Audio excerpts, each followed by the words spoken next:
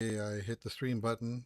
Let's make sure everything's streaming right and my Twitch is properly muted because it's not. Okay, I got it in time for once.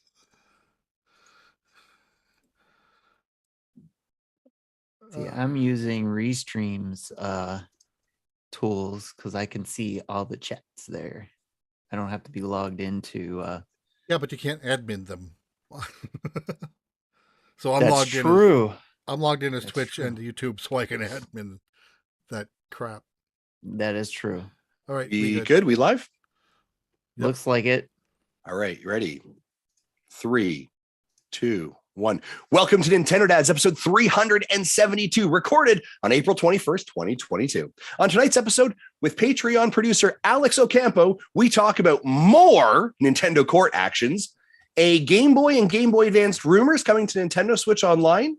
Oh, and by the way, did we mention that Xenoblade Chronicles 3 just got moved to July? Why? What happened? What's going on in September? What's going on? Plus, Retro Logic console wars show up here in Nintendo Dad, and we fight them out.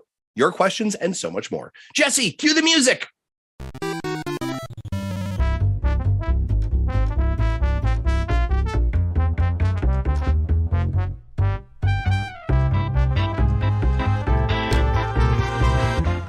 And welcome to the Nintendo Dads, everybody. I get to do the show today because Marty is off enjoying himself on a trip with his family, and I get to screw up stuff. So here we go.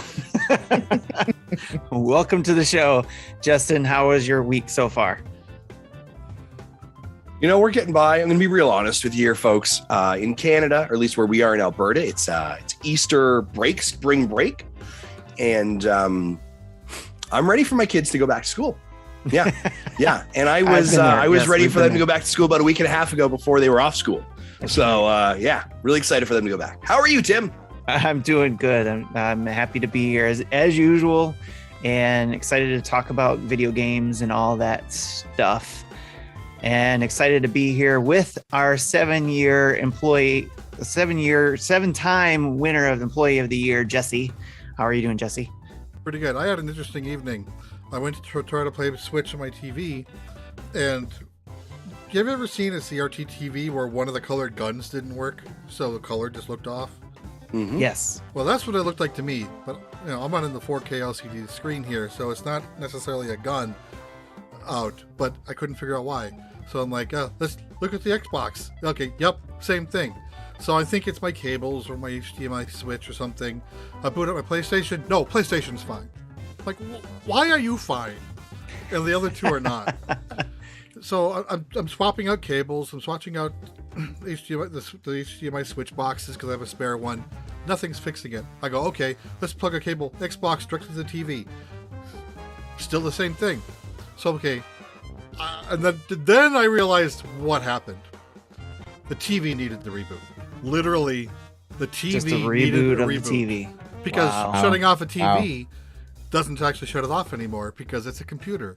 It's just in sleep mode. So I literally had to power down the TV, turn it on, and everything's fine again. I'm like, technology is fun. Yay.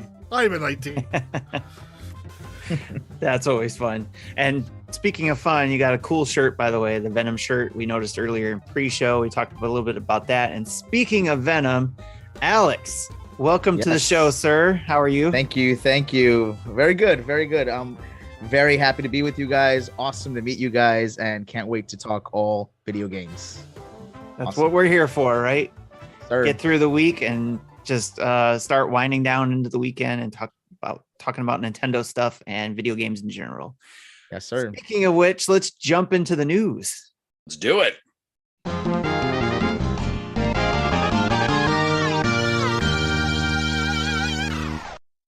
So not only is the news or this whole show brought to you by Manscaped and Gooder this week, but it's also brought to us by our Patreons like Alex and like our other producers and everybody at all levels and all of you.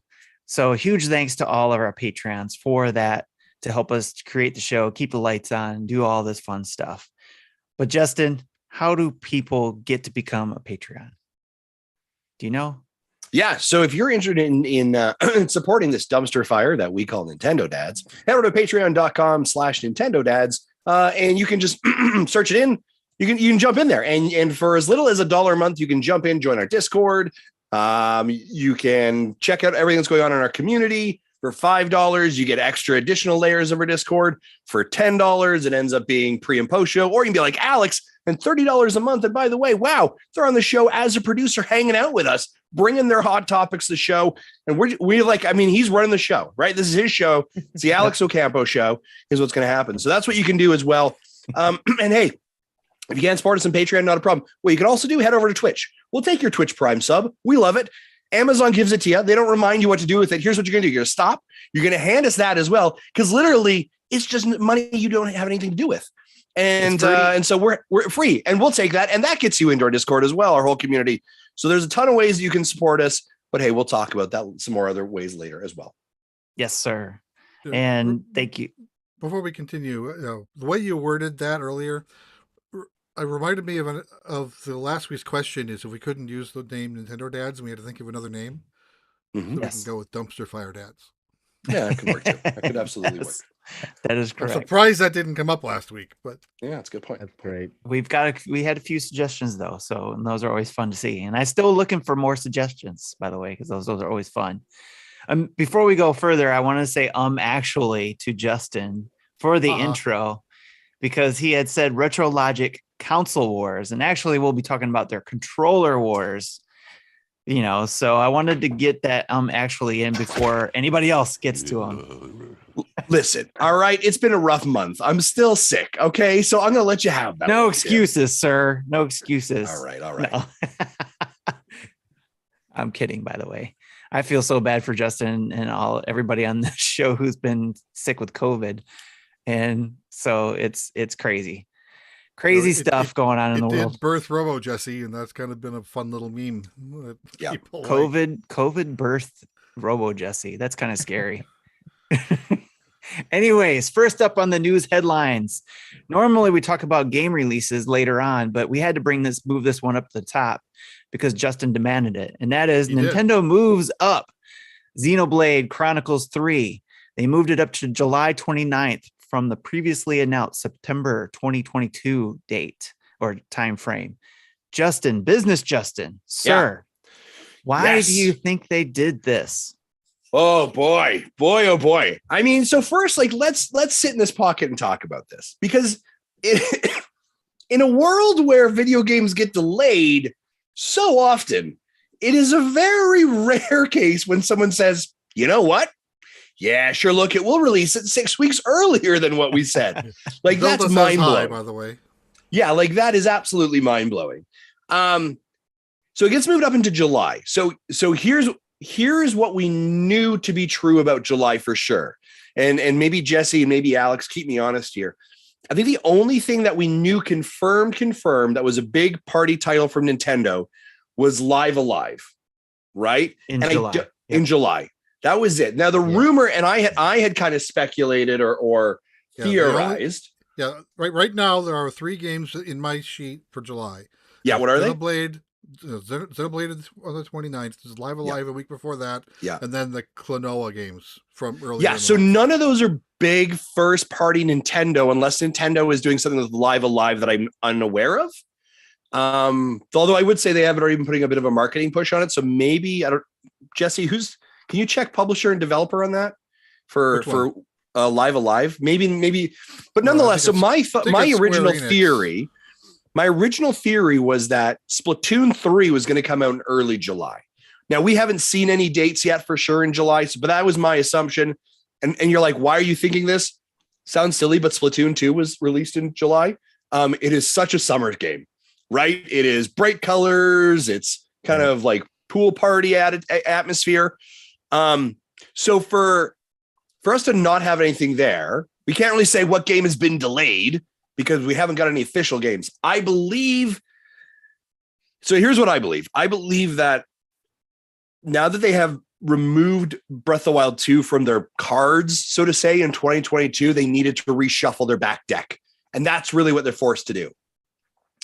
I think we're going to see Splatoon 3 might actually move into the November time slot where the Black Friday is. That might be their holiday game is Splatoon 3.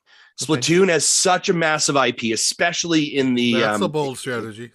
In like Japan, it is such a massive hit, has huge sell-through rates, right? So they could be putting in that spot. They might be putting it in September. That's completely possible. Also, I was going to say, like wouldn't basically it be like an swapping Odyssey, spots. Odyssey It type could time be. frame? Unless they come out with an actual Mario game. So I think yeah, that's my thought. I'll get into that in a bit. I'll let Justin. So I have a feeling it's a very odd move. We talked about in the pre-show. I think that they might have just hurt Live Alive, if I'm being honest, because Live Alive is a big JRPG, and then you're putting a massive JRPG literally a week afterwards. So I think there's a challenge. Is Nintendo published, but okay. It doesn't say who the developer is on the page, but that was Square Enix. Yeah, because is Live Alive 2D HD stuff? It's a remake, correct? Or is it a game that? No, it's a remake because it's using the 2D HD graphics. Okay. System. Yeah, it was only released in Japan in the 90s. Yeah, okay. It was originally a Super Famicom game. Okay. But it is not listed on their schedule as under Nintendo. Like they have on their schedule, they have April, they have, of course, Switch Sports. June, they have Strikers and the Fire Emblem Warriors. September, they have Xenoblade Chronicles 3. Then release to date to be determined is the Splatoon 3, Pokemon games, and Bayonetta 3. It'll be on the schedule when they republish it in 2 weeks when they talk about the fiscal year numbers. Well, okay, yeah, and that's a great point, right? They One did of the reasons move up the Xenoblade though on that chart because originally it wasn't there. Yeah. One of the reasons that they had to get this out, in to Jesse's point, early is because in 2 weeks they are having their investors call, and they're going to lay out a little bit more of their game schedule that they have announced. And so what the investors are really going to be looking for is like, what do you have in your quarters to support revenue coming in? And so what they're going to do very early on is, hey, by the way, we've got Strikers, so that's in that quarter. By the way, we're also including Wii Sports in this quarter, or sorry, my apologies, Nintendo Switch Sports in this quarter. So that's going to do really well. What's our next quarter going to look like for the summer? So it's interesting because we're going to get a better picture of what Nintendo's doing here September, October. But this is so weird for them to literally pull a game 6 weeks forward in the summer. And the summer is also an interesting spot for like a big game because like the summer, I mean, there's no real bad season anymore, but typically the summer does not have as much eyes, right? People are traveling a little bit more. They're on holidays. They're not bunkering in the same ways. So I don't know. It's interesting, but Alex, I'd love to know. So it's going into the school year for a lot of people too. Yeah, so. Alex, I'd love to know what are your theories and thoughts here. So here's my take on the whole thing from a business perspective. They're coming out with the Untitled Mario film at the end of this year. Breath of the Wild is out of the picture, which means it's not going to directly compete with the movie, right? Because they're going to be like, oh, well, it's kind of confusing. We're launching this new game, which now we push to 2023 to launch God knows what, because we don't know anything that's going to happen in 2023. But we have a movie that's going to come out, and we want more people to be like enthused about the movie. I believe that what they're going to try to do is during that quarter, they're going to push something Mario. I don't know if it's a new game. I don't know if it's a package deal where you're going to get like 5 games in one, like an all-star for the Switch, call it what you will. I don't know if they're going to push Splatoon.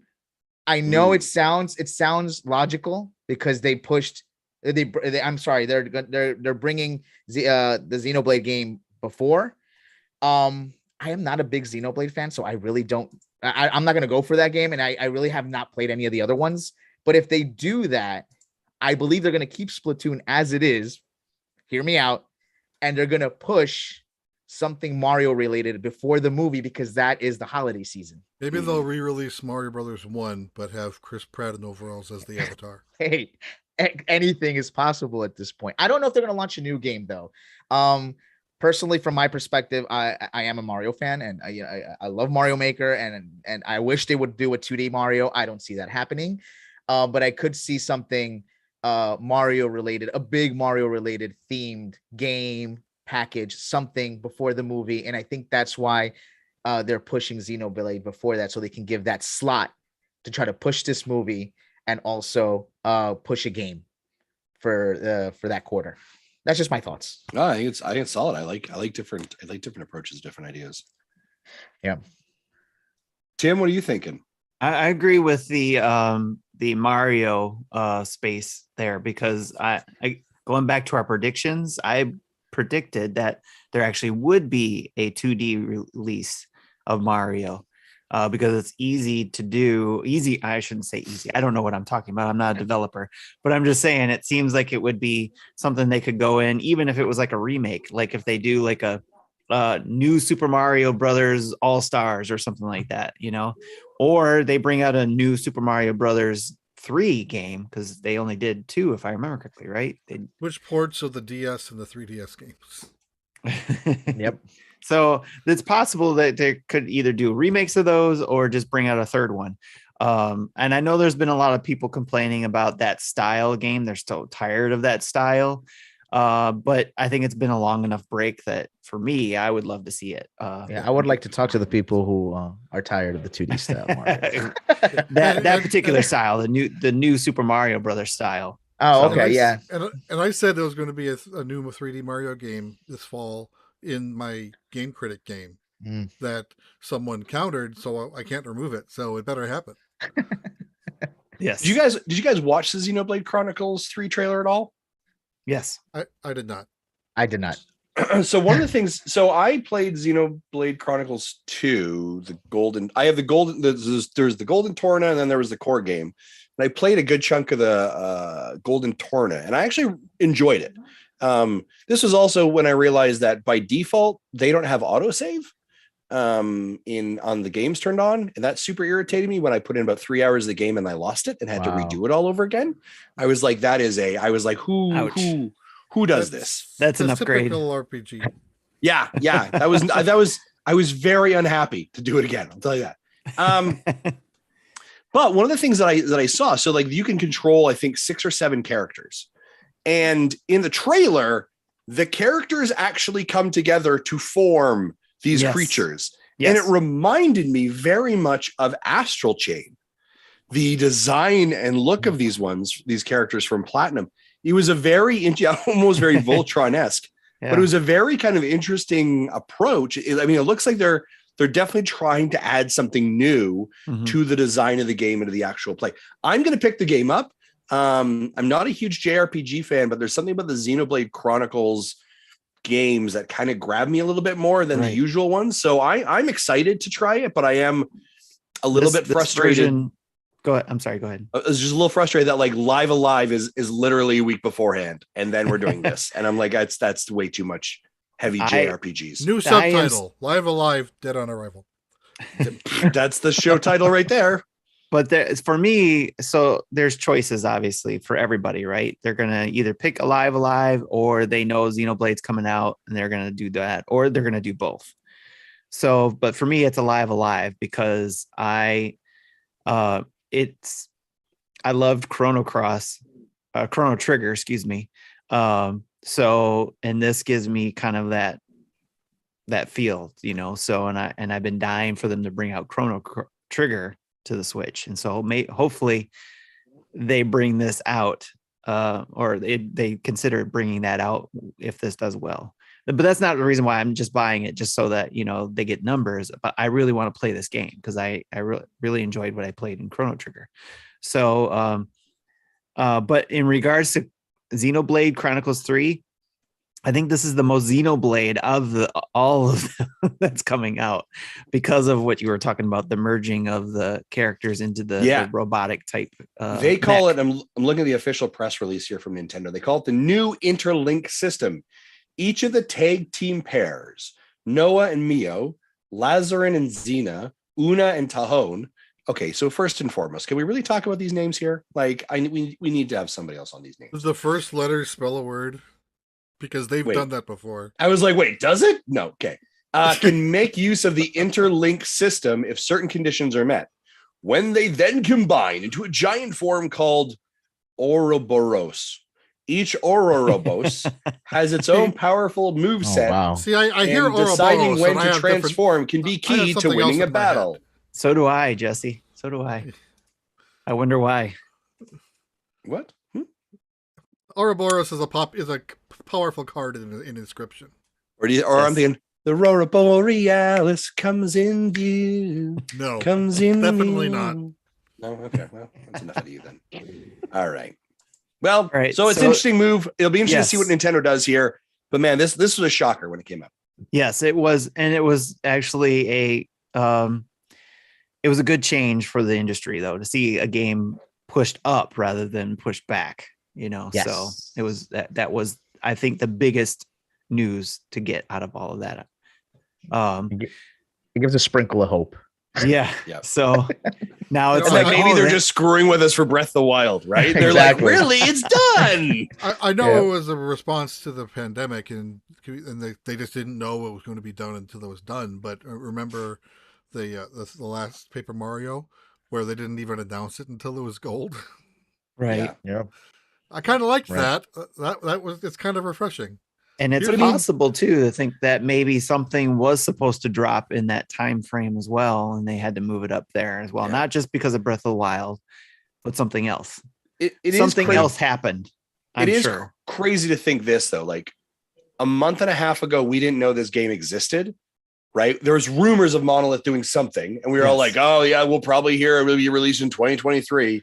And Nosh, it's coming out in 3 months, Yeah, right? Like I mean, that's yeah. like It was Nintendo, like announced February 9th. yeah, February 9th. So less than 6 months later, it's out. Wow. Right? And that's one of the things that I do commend Nintendo on for the most part, which is they're very good at, for the Moving most pieces part, around. Zelda being like one of the exceptions. Like again, I mean, you're not even making a Zelda game if you don't delay it twice, right, Nintendo? Prime Right. Force is Um, high now. Right? And then yeah, Metroid Prime. But like for the most part, it's we have a game, you're playing it in 6 months, and they do a great job of that, right? course, So yeah. and it allows them to build up that hype, it allows them to be in that conversation, right? And then they crest to the next one really well.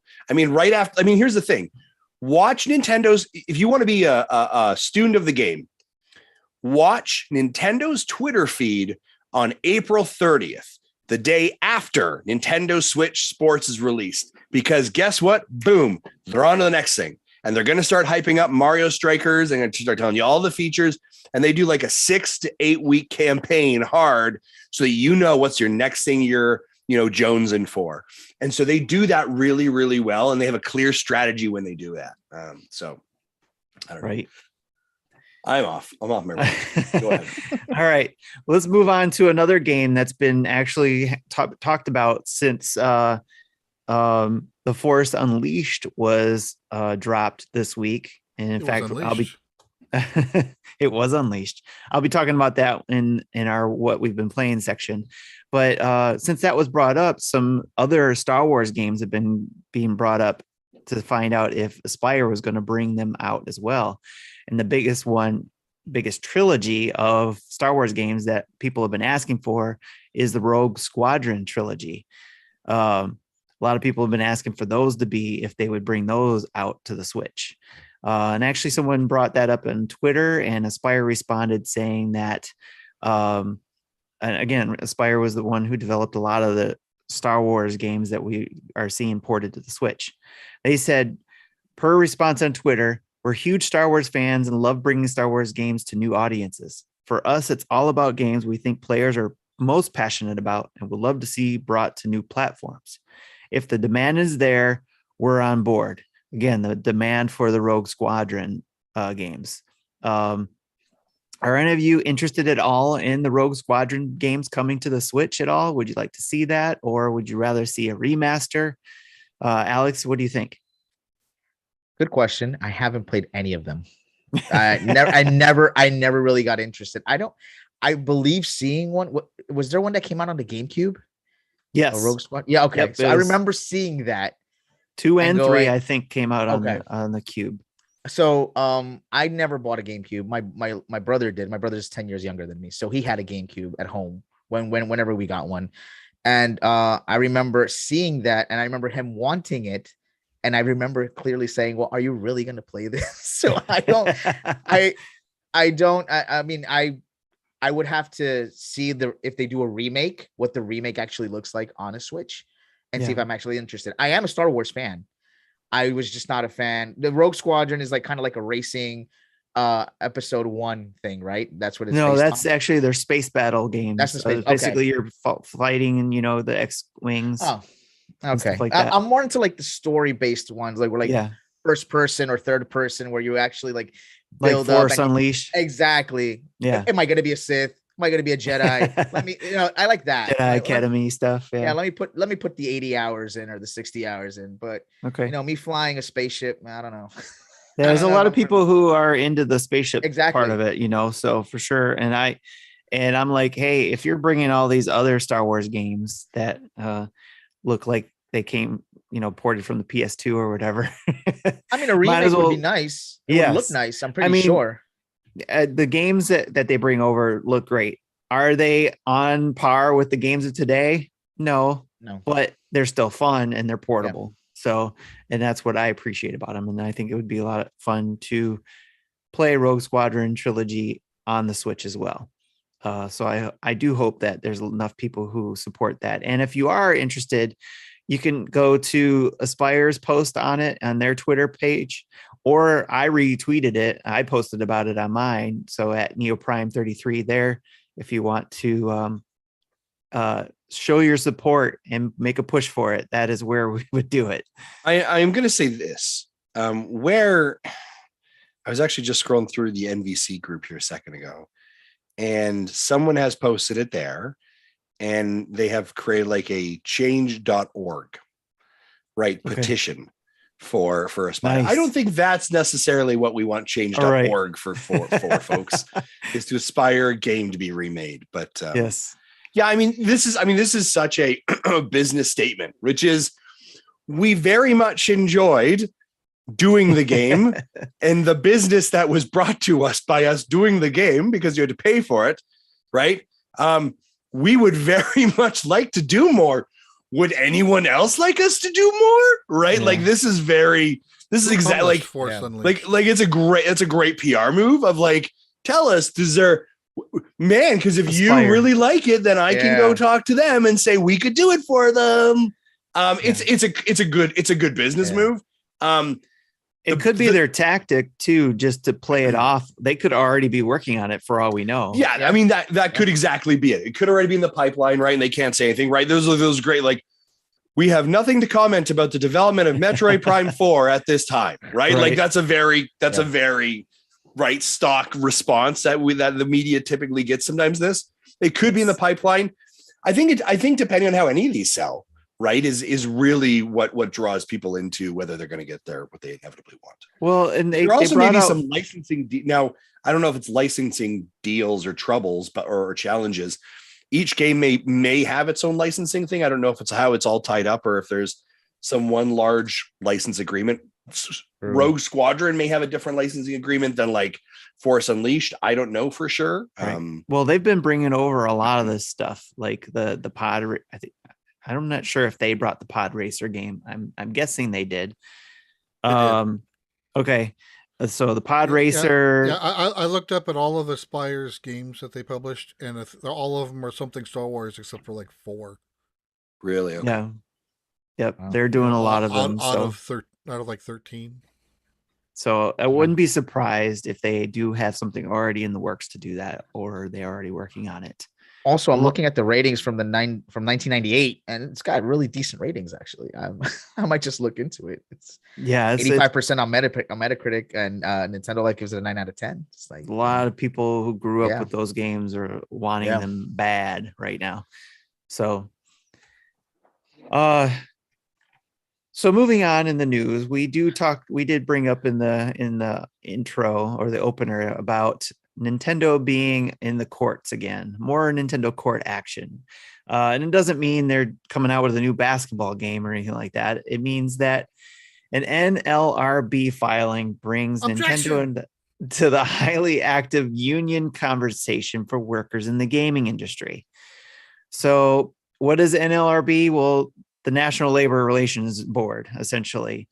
They're an independent agency of the federal government of the United States with responsibilities for enforcing U.S. labor laws in relation to collective bargaining and unfair labor practices. And according to the Axios.com article, allegations state Nintendo of America and global hiring from Ashton Carter engaged in concerted activities against a worker, interfering with their legally protected rights to organize. For the most part, Nintendo has avoided this type of publicity. An investigation is pending and companies could be cleared of any wrongdoing. However, per Harley Shaken, not stirred, University of California, Berkeley, professor and labor expert, the issue shouldn't be ignored. If the NLRB is listing these allegations, it's pretty serious, and their ability to act is very real. Their ability to act on it is very real. Excuse me. So what's that mean? What do you guys think?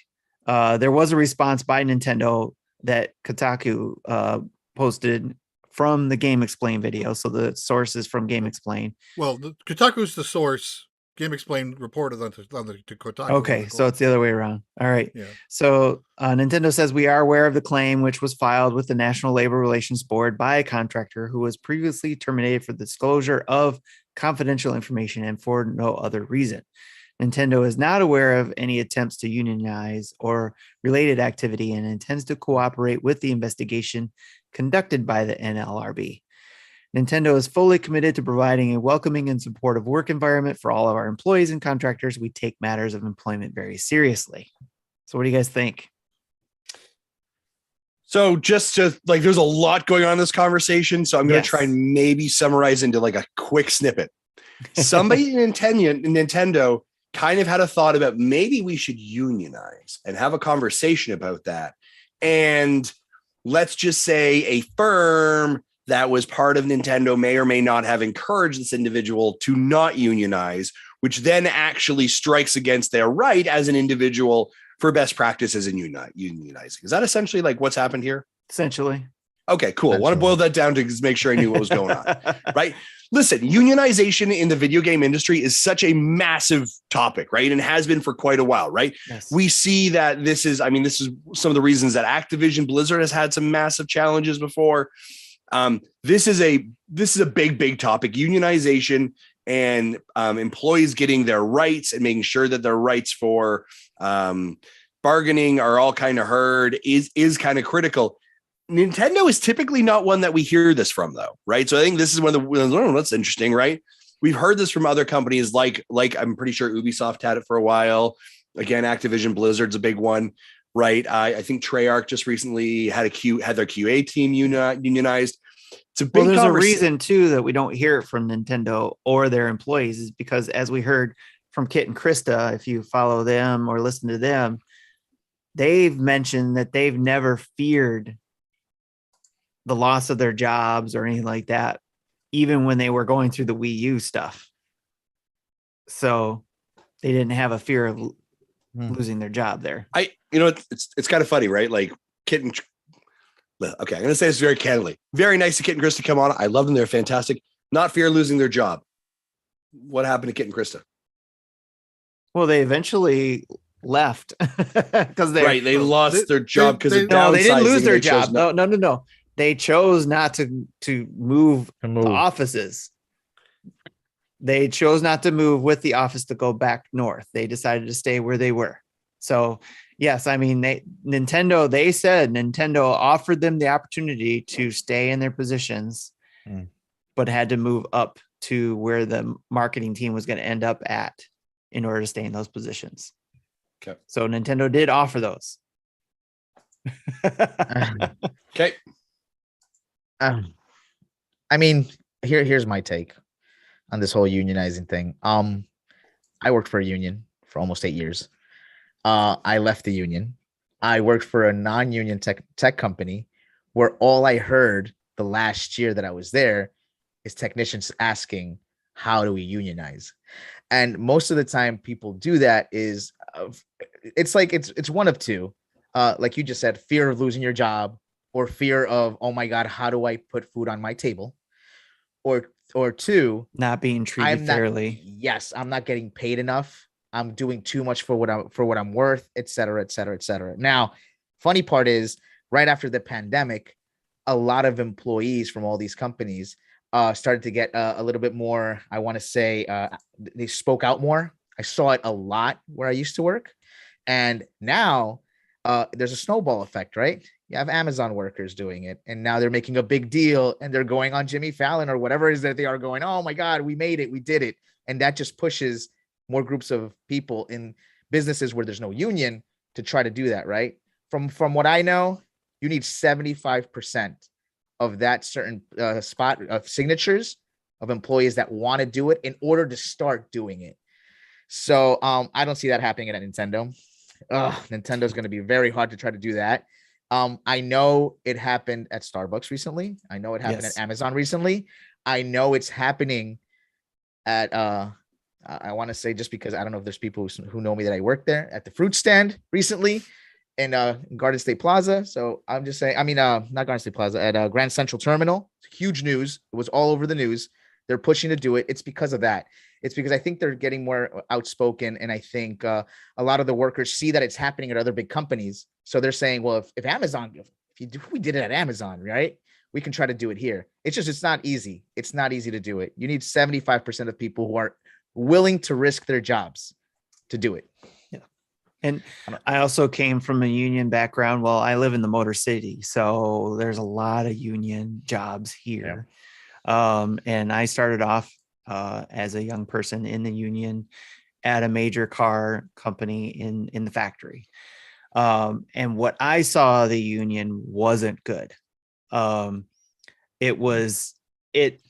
What I grew up learning about the union was good. So don't get me wrong. There is good for a union when it is not corrupted. Now, I'm not saying the one I had was corrupted, and anything can get corrupted, whether it's unionized or not. Yep. But particularly what I saw was corruption and people taking advantage of the system when they were in that union system. If you knew how to work the system, you got away with a lot. Yep. And then if you were in the union, if you were a union leader, it was basically if you became a union person, you were able to get off the floor and basically get away with. Many times when I wanted to go talk to a union rep, the guys would be like, oh, he's out fishing. So, and so that was an impact to me as a kid in my 20s working in the factory. Like, okay, so we all elected this person to be in a position to represent us, and they're out fishing. And he's not even here. He's not here. He's taking advantage of the system. And then there were a whole lot of other things that I didn't appreciate there. And of course, we've heard about the UAW going through some stuff too. If you've read the news about that, where they did find a lot of corruption and all that kind of stuff, and they're rebuilding as well. So what I'm trying to get to is that I think union is a good thing for a lot of things, but I hope that if there is a union started in any of these industries, not just video game or any of them, that they learn from the mistakes of other unions that have already been established and understand where to make it a good thing and not take advantage of things. So if that makes 100%, sense. 100%. And that's I think the biggest reason why I wanted to bring this up in the news as well and make a big deal out of it. But also too, because it has been a big issue in the gaming industry. And now with Nintendo's name being involved, I was wondering what kind of impact this would have on that. Jesse, do you have any thoughts on it? Not really. I've never been involved with any union, so I don't have any point of view either way.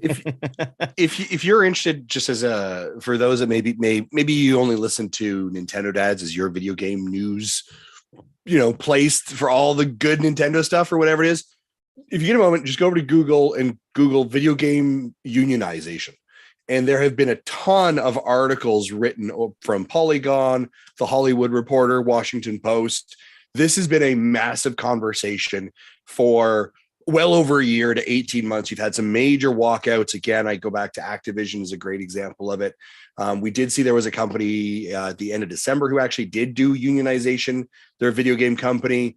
It is a big topic, right? And again, these are people who are like, for some of them, it's their jobs are like, you're temporary because we bring you on board for the release of a game and we work you to the bone and then we cut you until we are ready to develop another game, right? And we might hire you back. Right. Or another great one to kind of look at, Jason Schreier's most recent book. What is it? It used to be Blood, Sweat, and Pixels was his first book. I've checked what his second book is about small game studios working their employees, long hours, 12-hour days, weekends, crunch, all that stuff. Right. Unionization helps to avoid crunch.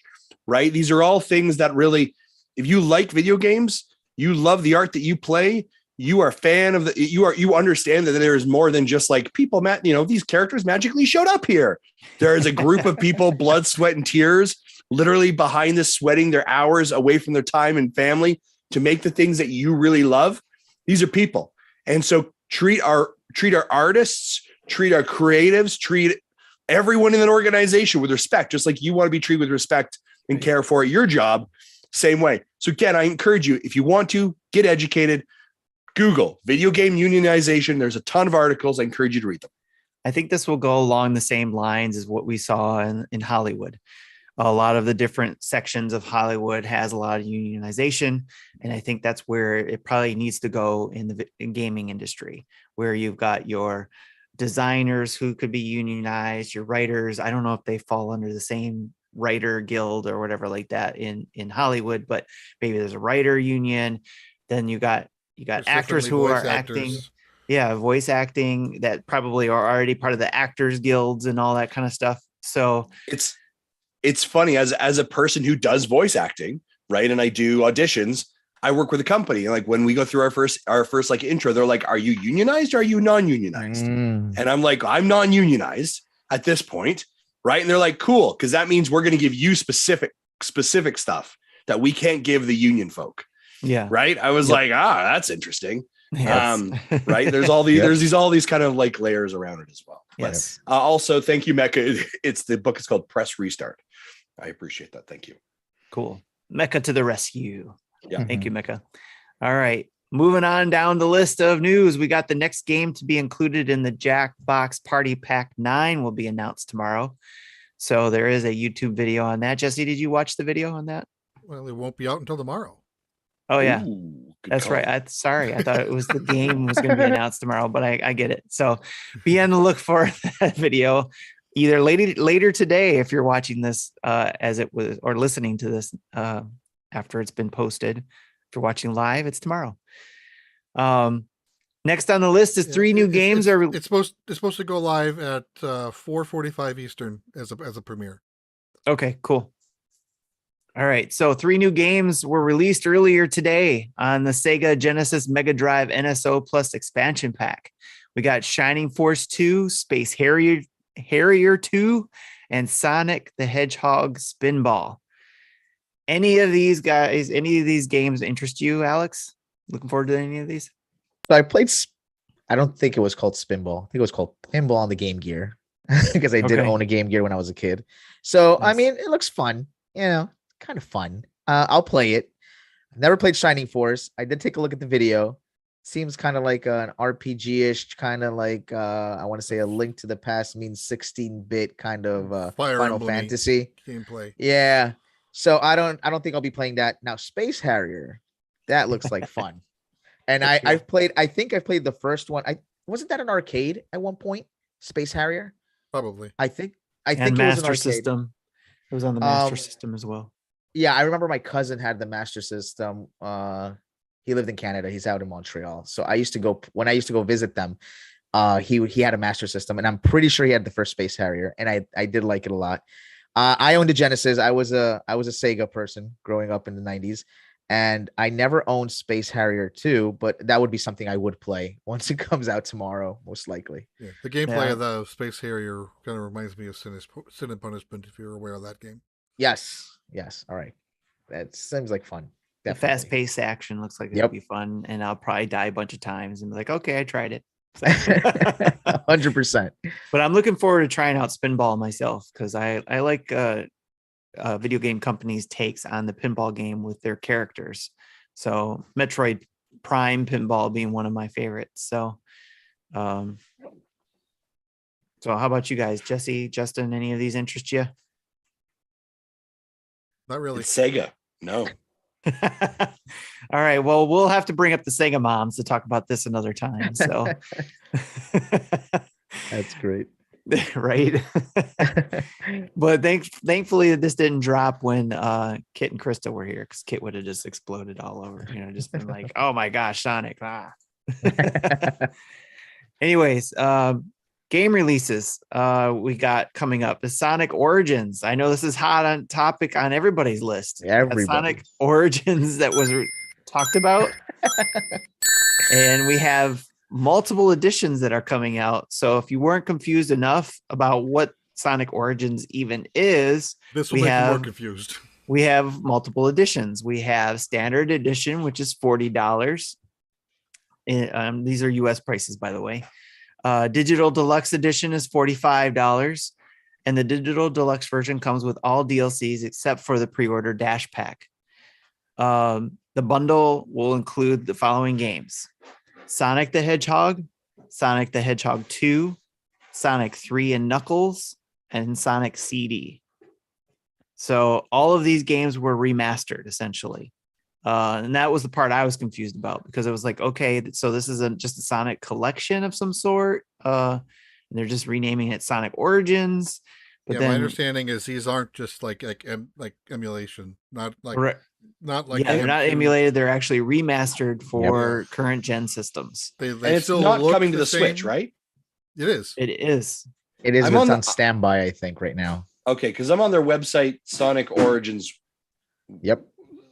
Yeah. This infographic is the worst infographic I have ever seen. It is. It's insane. Nintendo Switch says is info coming soon, just because the Nintendo site doesn't have pre-download or pre-order links yet. Oh, is that it? Okay. Xbox and PlayStation and Steam and Epic do. Yep. So, and speaking of pre-orders, there's a pre-order and receive the Start Dash DLC pack featuring in-game currency, which is 100 bonus coins, new mirror mode unlocked, and customize your playthrough with themed letterbox background. Sorry, can we go back to this? I'm sorry. They're offering 5 different pre-orders? Is that what that is? No, you either pre-order the standard edition or you pre-order the digital deluxe edition. If you pre-order either one, you get these bonuses. At least that's my understanding. And you get 4 different games in there in the pack. Pre-order and receive that DLC pack I was talking about with 100 bonus coins, new mirror mode, customize your playthrough with themed letterbox, and note pre-orders currently available for all platforms except for the Switch. So going back to what you guys were talking about. There will also be a premium fun pack DLC that adds hard missions, the letterbox backgrounds, character animations in the main menu, camera controls over the main menu islands, and character animations during music islands. Whatever the hell those mean. A separate classic music pack will be available as DLC, and all of this and more can be yours on June 22nd. So we don't know how much those 2 DLC packs will cost. Probably it'll be more than $5. So if you're interested in that, you might as well go with the digital deluxe edition. But if there's only a $5 difference between standard and digital, why not just sell the digital deluxe edition and say that's the only version and make everyone pay the $45? It's just, I don't know. I guess at this point, I'm with you, Jesse. Either you pre-order the standard edition and just go, I don't need the fun pack, the music pack, and the Start Dash pack, right? Oh, well, it's included in the pre-order. Either I get the bare bones or I just go and just get the whole deluxe edition. I would not pay extra for the other packs if I already have the standard edition, is what I'm trying to say. I'm pretty sure I'm going to end up paying way more than just getting the digital deluxe edition. But with that being said, all these rings all over the place, it just seems very confusing. Very confusing. in my opinion. Yeah, it took me a while and that is analyzing that grid Yeah. of rings to come up with the notes for the show. and that is what the internet is going on about, is the announcement of this, and just how crazy all over the place it seems. So, because I mean, just initially, again, for me, looking at it, not following it, when I first saw it, it was like, okay, what is Sonic Origins? Is this a new game? Is this like a sequel to Sonic Mania or something? Or a prequel to Sonic Mania? You know, that's the thoughts that were going through my head. And then, of course, having to read it all, I was saying, okay, so there's these 4 games that have already been out in collections or in other various ways. But then, okay, I read further and find out they're remastered. So, okay, that's cool. And apparently you can pick which character you're going to play as in any of these games. Yeah, from what I saw, you can actually play with Knuckles in Sonic 1, which was not something you could do before. And I we mean, couldn't, I thought you could stack up games on top of games. not for Sonic 1. Not for Sonic 1. Okay. Yeah. Okay. Sonic Gotcha. 2 and 3, you could stack on top of the Sonic and Knuckles cartridge. Okay. Oh, 2 does it too? I didn't know that. Yeah, 2. I don't remember what it gave you on 2. I think it only gave you the option to play with Knuckles. It's not like you could do something extra on it. But yeah, that was about it. Sonic 1 would not work because I had them all and it wouldn't work. From my perspective though, not that I'm a 100% Sonic fan. I do like Sonic. It did have a huge impact, I guess, when I went to get a Super Nintendo at one point.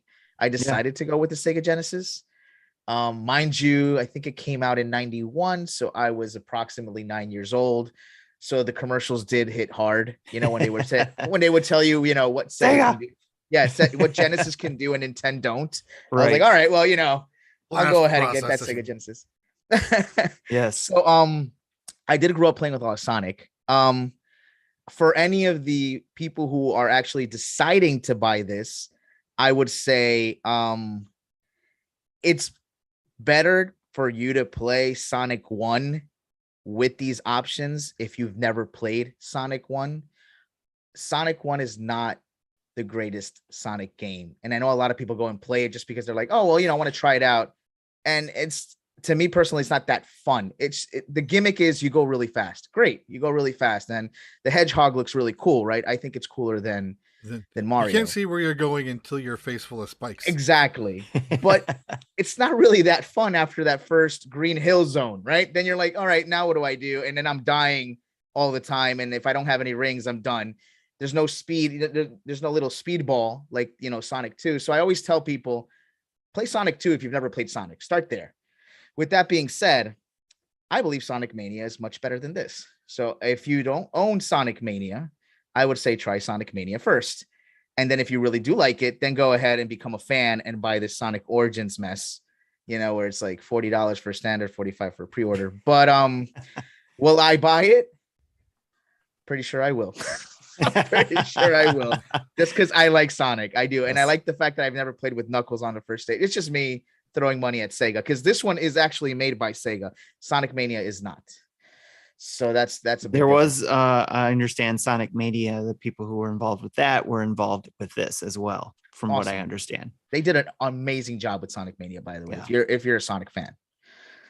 Cool. The speculations I'm hearing about this game is when they showed the screenshot of what the character select screen looked like, there's a lot of void in that screen. So people are suspecting that there might be other playable characters, say Amy, that can be unlocked.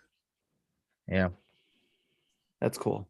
And thank you very much, Alex, because I told this story before. I tried Sonic because I borrowed a friend's Genesis with Sonic.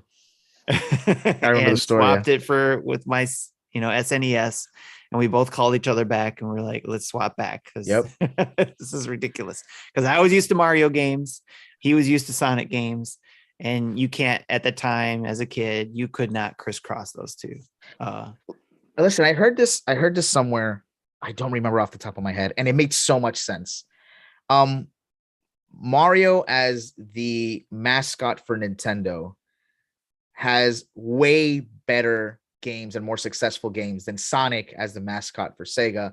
And well, anyway, Sega does not have a console anymore. So, but what's interesting is that even though it has some catastrophic bad games, we're still going to the movies and watching Sonic movies. And I'm still buying Sonic Mania. And most likely I will throw money at Sega again and buy the Sonic Origins thing.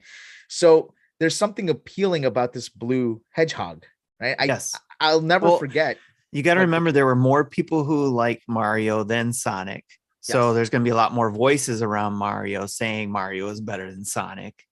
So, you know, it's different. It's different though. If you see the perspective, right? Like I'm a huge Mario fan. Like that's what I stream. I stream Mario Maker. I love the 2D platforming aspect of Mario, you know, appealing as a mascot. You're like, yeah, he looks cool. He looks okay. But, you know, Sonic looks like, oh my God, blue blur going fast. And he goes around in circles like a roller coaster, appealing to me when I was, 10, 9 or whatever it is when I bought the SEGA Genesis. And I think that's where, from a business perspective, Justin, I think that's where Sega's throwing the money at. They're like, well, people like the way he looks. People like his sneakers. Big deal about his sneakers when they were doing the first movie. Yeah. And then Puma went ahead and Puma saw a moment and said, you know what, let me get these sneakers out because I can make some money because people are talking about his shoes in the movie. So it's stuff like that where I know Sega is trying to make their bang for their buck. Yeah, I mean, from a, I think as much as I dismiss Sega and the Genesis and Sonic, Nintendo really isn't in the position they are if it wasn't for the console wars of the 90s that pitted Sonic and Mario against each other, and the Sega does what Nintendo doesn't, or don't, right, and all that. Like, so they kind of really became like a yin to yang. That they like in some ways, like Mario needed Sonic to kind of be something to challenge us, right? And Nintendo as an organization needed something to challenge them, right? The competition, because at that point, if you look at the video game scene in the late 80s, early 90s, Nintendo had such a large market share. They were basically a monopoly of video games, right? And that crack that in their armor allowed inevitably down the line for PlayStation, Xbox to enter. So as much as Sega and the Genesis and Sonic intertwined together, can feel like a blip, that was such an important pivotal moment. And I think the thing that we're seeing, Alex, to the point of like the shoes, the movie, kids, when we were kids, right? These people who are now 40, disposable income, who were like, I was Sonic. He was my jam, right? Yes. And he's been in the corner. We put Sonic in, nobody puts Baby in the corner, but somebody put Sonic in the corner for the last 30 years. And now he gets to come out and kind of gets to strut about. And everyone's like, I was a Sonic kid. Yes. Right. And Sega's like, make it rain. Let's go. Right. 100%. And so they're absolutely capitalizing on a tremendous nostalgia. Nostalgia is a thing that we can sell. It's huge. Is so huge, right? Companies, organizations are made up of nostalgia. Huge. And they're at a spot now where people have disposable income or of an age, so they connect with it perfectly. And so you're buying shoes, you're going to see movies, and all of a sudden now you are the biggest Sonic fan ever. And also now it's also generational. Yes. Right? Because I brought my kids to Sonic movie. Like this is what Pokemon is. Right. It has a generational tie in regards to, I did this as a kid. I have grown up. Now my kids are connected to it. Win, win, win. Right. I mean, it's almost as if there's a podcast about video games from a dad perspective because of these things. Right. It's exactly what you're saying. My kids saw the first Sonic movie, loved it. He started playing some Sonic games. He pushed me to go, let's go do the second one. Let's go see the second one. We saw the second one. McDonald's came out with the toys, and guess what Alex was doing that night? We went to 7 different McDonald's to complete his collection. Wow. He wanted this. And listen, I was going to say you were craving chili dogs, but that's a better Me answer. and his mom were like, we need to make this happen. And we were just missing we were missing Sonic. And I work in the city. I went to 2 McDonald's in the city while I was walking, couldn't find it. Lo and behold, she went to the mall and found it. But again, McDonald's just made money off. For sure. Oh yeah, and you know what a missed business opportunity there was here in my area. Do you know where you can get a chili dog? Sonic drive-through. Really? They should, yeah. Gosh. Yes. Should have. Exactly. They should have bought the rights. They should have bought the rights. Something too that you guys were talking about generational too is what I found interesting, and we talked about this in the dinner table show. When we talk about the Star Wars trilogies, the 3 different trilogies and the generations that are into each of the trilogies. Same thing can be said about Sonic. You have all the kids who are in their late 30s or in their 40s that were into 2D Sonic, the first Sonics, right? And when the 3D Sonics came out, or the attempts at those, they were like, no, I want my 2D Sonic, that type of thing. But kids like my youngest who were playing the 3D ones were into those, like my youngest. And so when the first Sonic movie came out, he was wanting to see it because he was a fan of all of the like DS Sonics, the 3DS Sonics. And then there's Sonic 06 that no one's a fan of. So, the Sonic Adventures, the Sonic Colors, all those, and the Sonic Force, all those were his favorites. Those are his Sonic, not Sonic 1, 2, 3 or Sonic Knuckles, and all that kind of stuff. Although he knew of them because of me sharing like the collections that they had at the time. So, but his were all the 3D ones, or the, more the 3D model type ones. So he was excited about it. And that was why I enjoyed watching the movie, was seeing his reaction to the Sonic movie, because I didn't grow up with Sonic. Again, you heard my story. Yep. Sonic wasn't my thing, but I wanted to see it because he wanted to see it. And man, it was just put a big smile on my face to see him enjoy it. And then, of course, we saw the second one as well and enjoyed that. And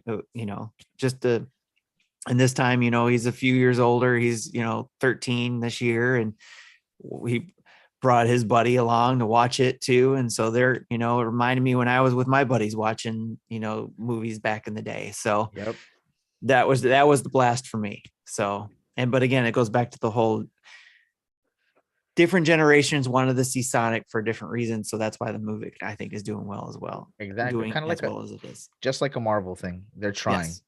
Just like the Marvel thing. Yeah. That's correct. Excellent. So with that, that's the end of our news discussion. I don't think I missed anything. I mean, we talked about Xenoblade again coming out in July. That is the last upcoming game we have on the news. So with that, we're ready for our ad break. Gentlemen, big thanks to Manscaped for their continued support with Nintendo Dads.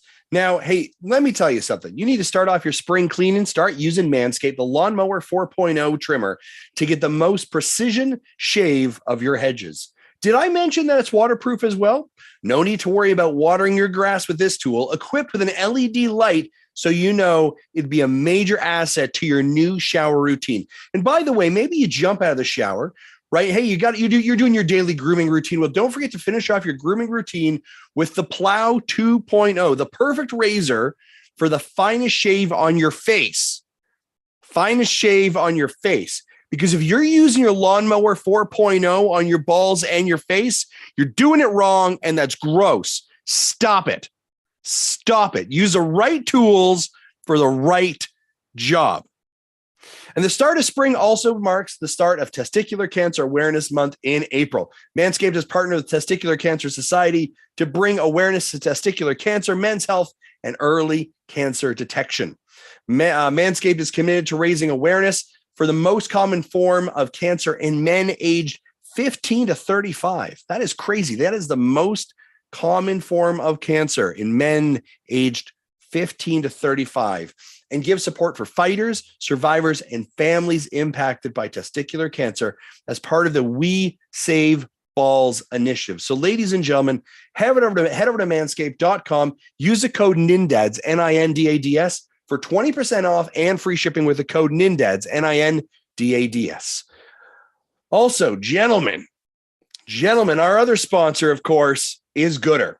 And listen, we're excited to continue to partner with Gooder and bring Gooder to the Nintendo Dads community, because Gooder thinks gaming is fun and your gear should be too. Gooder makes fun and fashionable and functional sunglasses that everyone can afford. Folks, let me tell you right now, I want you to head over to Gooder and check out the website, because we've got these blue light glasses. You see us wearing them all the time. We absolutely love them. But ladies and gentlemen, up here in the Great White North, sun's out, guns out. You know what I'm saying? So I'm out here sporting my brand new sunglasses that I have got from Gooder, and they have got some amazing, amazing glasses. They have a collection right now called Glasses of the Gods. And they are changing out their glasses all the time. They have got different kind of styles. They have got different kind of frames. They have different kind of patterns, collections. They have just some tremendous stuff. The nice thing about Gooder that I really, really enjoy, not only are they functional, not only are they fashionable, they are super affordable. I have 3 or 4 pairs of Gooder glasses, and I wear them out. And people literally say, "Where did you get those glasses?" And I'm like, "They're Gooder." And then I'm like, and listen, if you also want to use Gooder glasses, or you want to, benefit from them, hey, then maybe you should use the code NINDADS, NINDADS, for 15% off at gooder.com. Man, I would highly recommend it. There, yeah, look at that. Look at that. Tim's got his on. Tim, what are yours called there? The flux capacitor ones. Flux capacitors. Those are some fantastic glasses. We absolutely, absolutely love Gooder. So again, head over to gooder.com, use the code NINDADS, NINDADS, for 15% off and free shipping with that code. I'm also going to say this. Gooder, not only do they do glasses, they've actually got some sweet wares in there too right now. They've got a t-shirt that I'm eyeing up right now. It's called Whiskey Shots with Satan. And it looks pretty cool. Like, it's a pretty cool looking shirt. So, I mean, listen, there's a ton of fantastic glasses out there. Do it. That's all I'm going to say. Just do it. If you want to get your ZZ top on, then you can. Yeah, get those on. And like I said, hey, it's the summer coming out. You got to be, you're heading down to the beach. Man, great glass. You're outside barbecuing, great sunglasses. You're throwing the top down. You're driving around the family, great glasses. You know what I'm saying? You're on a boat like Marty is. Guess what Marty's doing? I saw his pictures on Twitter. Boom. Gooder sunglasses. Why? Because they're amazing glasses. That's why. So head over to Gooder as well. And thank you to Gooder for their continued support. Tim, back to you. Thank you to Manscaped and Gooder again for sponsoring us. And again, thank you all who give us their subscriptions at Patreon and Twitch. So those don't get unnoticed. It helps keep these lights on that I have on the background. See those lights? They keep that electric bill paid. No. All right, moving on. The next thing we're going to talk about is rumors.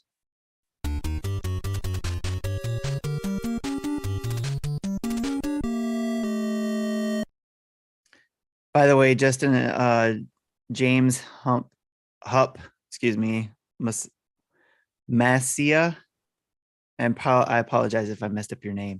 Your ad really touched my heart. I love to buy the couch to help you reach your financial goal for tickling random people's belly button. That's what that says. I did read that, and I was like, did I black out? Did the cold medicine? You made people laugh. People laugh. Good. All right. Fair enough. I appreciate it. All right. So our rumor today, and a lot of people I'm sure heard about this, there was a leak about Game Boy games coming to NSO. Our Game Boy games, Game Boy Advance games coming to NSO, a Switch compatible emulator has been leaked to the internet. And everybody's talking about it. Again, we get these kind of rumors, and I just wonder, is this Nintendo trying to figure out who's leaking their stories again? You know what I mean? Like, they just put something out, they hand out some stories to somebody and say, here, don't tell anybody about this. And then it gets leaked and they're like, aha, we know who you are, leaker. And then, but this seems different in that there's actually files out there. Wait, no, that's right. There's files. That's right. Yeah. If you have a modded Switch, you can install them and run this emulator. So yes, that's right. It isn't a leak. That's true. My bad. Thanks for actuallying me. So yes, it is in the news right now that that got some emulators that in the files that are showing a lot of games have been tested.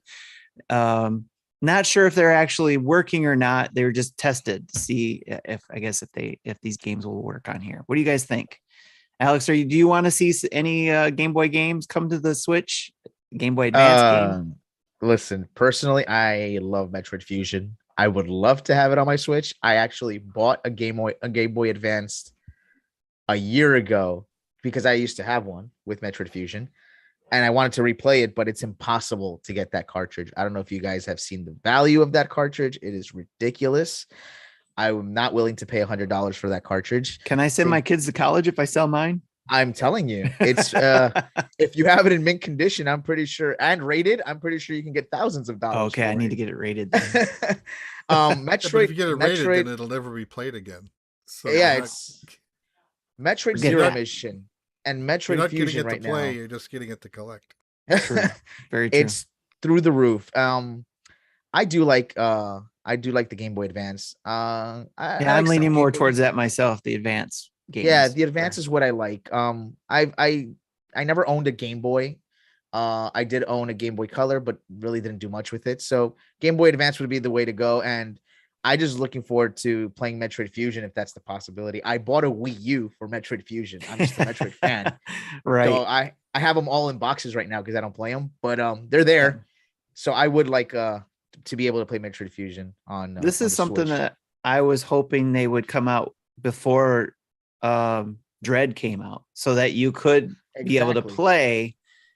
Not just those, obviously, but other Game Boy Advance games and all that kind of stuff. But be able to play those previous Metroid games that obviously we couldn't.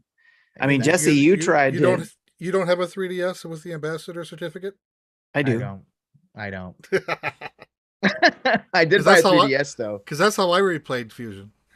Yeah, I tried. I thought I did, and I bought a 3DS. I was just very lucky because it was during that boom also with 3DSs where they were ridiculously expensive too. They were going for $300, $400 a pop.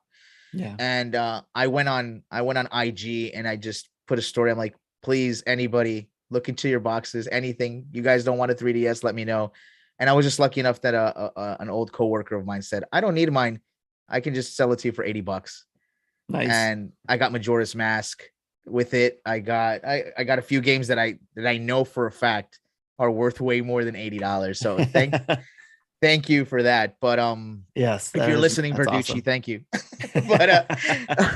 But yeah, I couldn't. I thought I had the ambassador.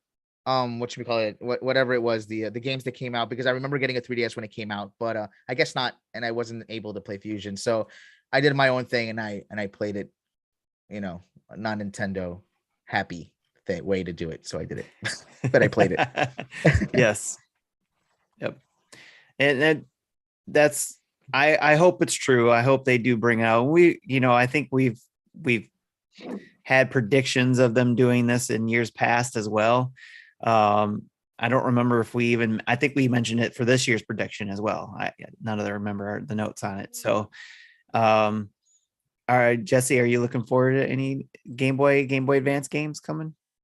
Yeah, I'd like to try to replay the Zelda 1.0 Minish Cap, even though I do have that on the 3DS, but I'd like to play it, on my couch.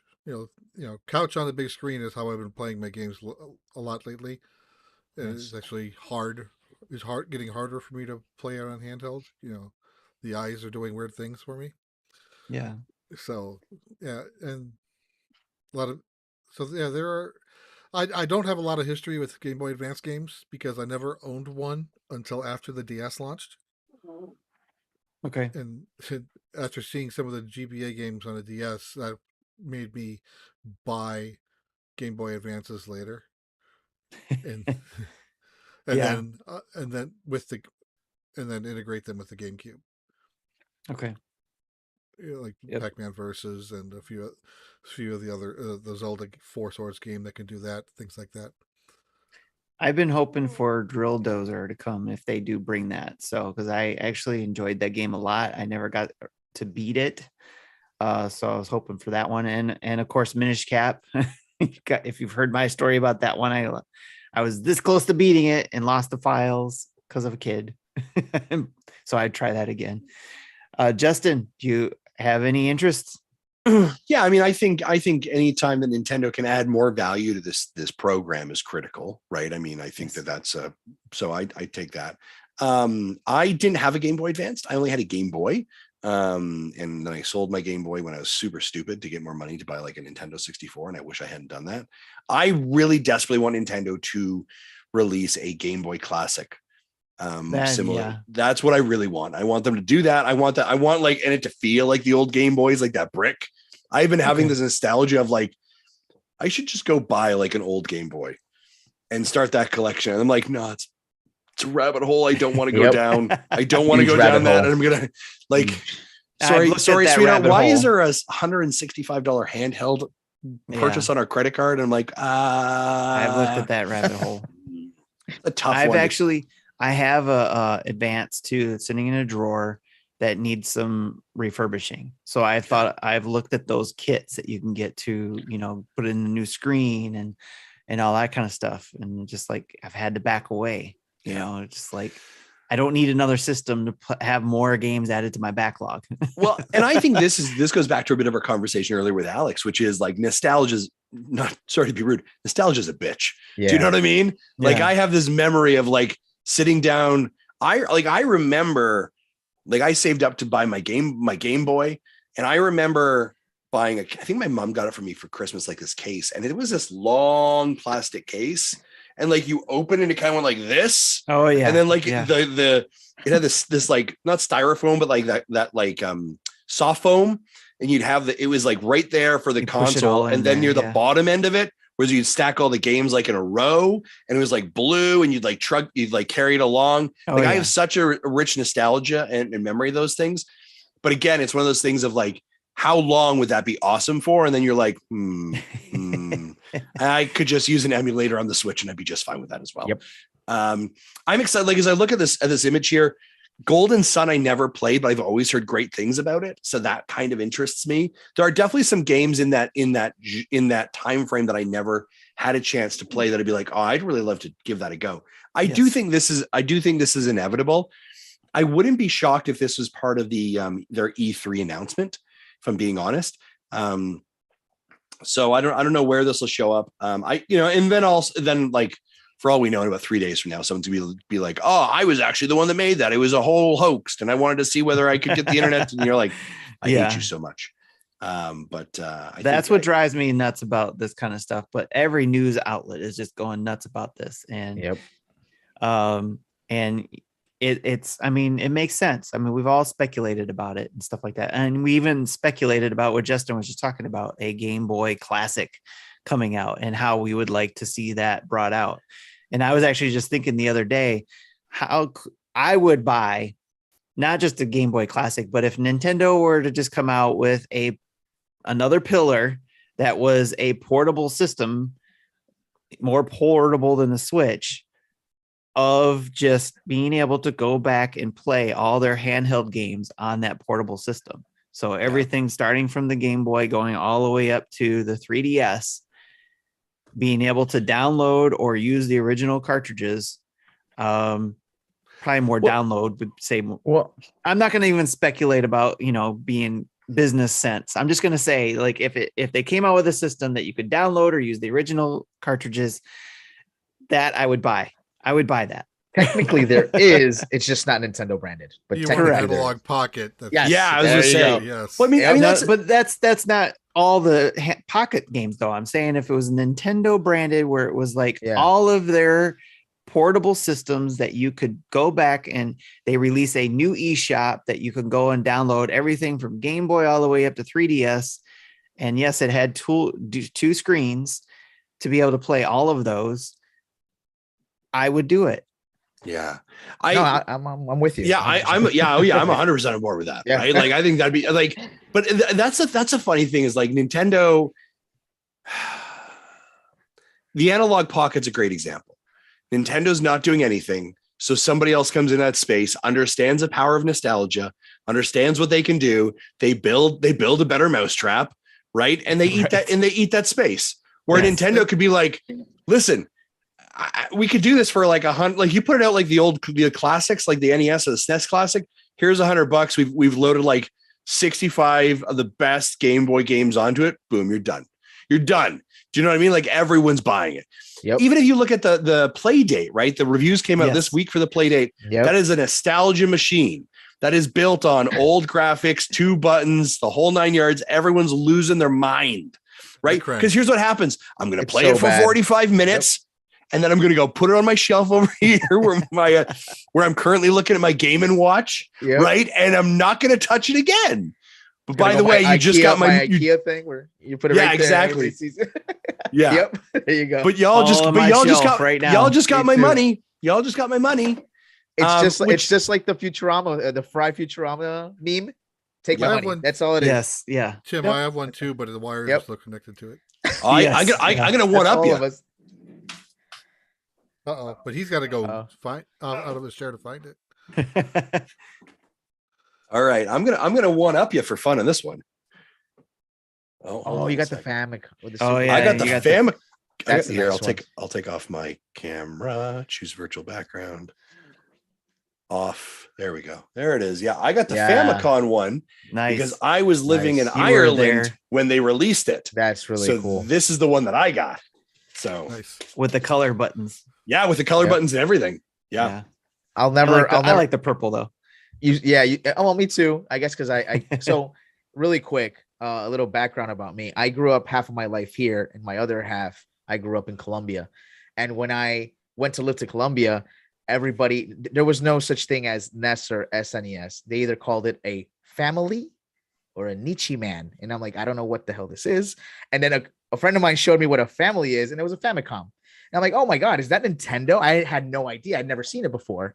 Yeah. And then when they came out with these classics, I was like, you know what? That brings nostalgia because it brings me back to my childhood in Colombia, even though I know a NES, and I couldn't find it here. And they were ridiculously expensive on eBay, the one you have, and the other Famicom, the mini. And I have the NES and the SNES mini, but I couldn't get those because they're very expensive to get. But those are really cool.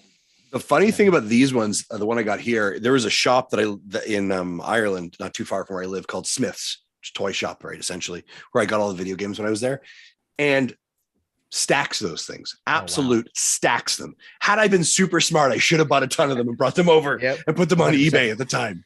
Yeah, ridiculous, but yeah, those are cool. But nostalgia, you are correct. Nostalgia will make me buy anything at this point.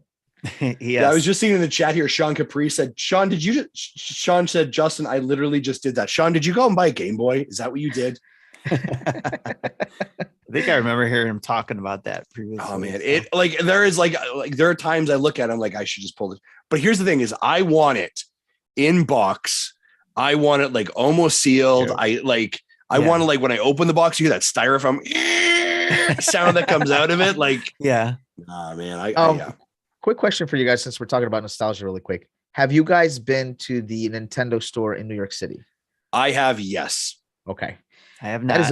That is a big problem when you go there. Yes. So I got this there, of course. Nice. Yes. I go there multiple times a year. My kid loves that store. I work maybe blocks away from it. It's bad. It's a bad store to go to. That would be bad. Yeah. Yeah. At the same time, the nostalgia hits hard because they have like a little handheld section where they show you the growth of the handheld within Nintendo, and you're like, oh man, where do I get that one? And then I'm like on my phone literally going, okay, let me see how much it goes for, and then you're like, oh no, and then I have my partner here going, what are you doing? Better not put that on your credit card. My wife and I went, so kind of a stepped away statement here. My wife and I went to New York for our 10-year wedding anniversary, which was about 2 weeks before we officially launched Nintendo Dads. And when we went down there, so my wife and I were like, I'm like, can we please go here? She's like, of course, absolutely. So like, we basically spent an hour there.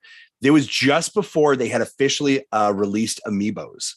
And so they were all in the glass containers. Like, you couldn't buy them yet. They were still like, but they were at the store in these glass walls that you could look at them. And I remember like taking photos and like sending them and trying to post them on our like Twitter account. Sounds like they were the same displays as what I had at E3 that year. Yeah, it was. Yeah, probably. But that Nintendo store is amazing.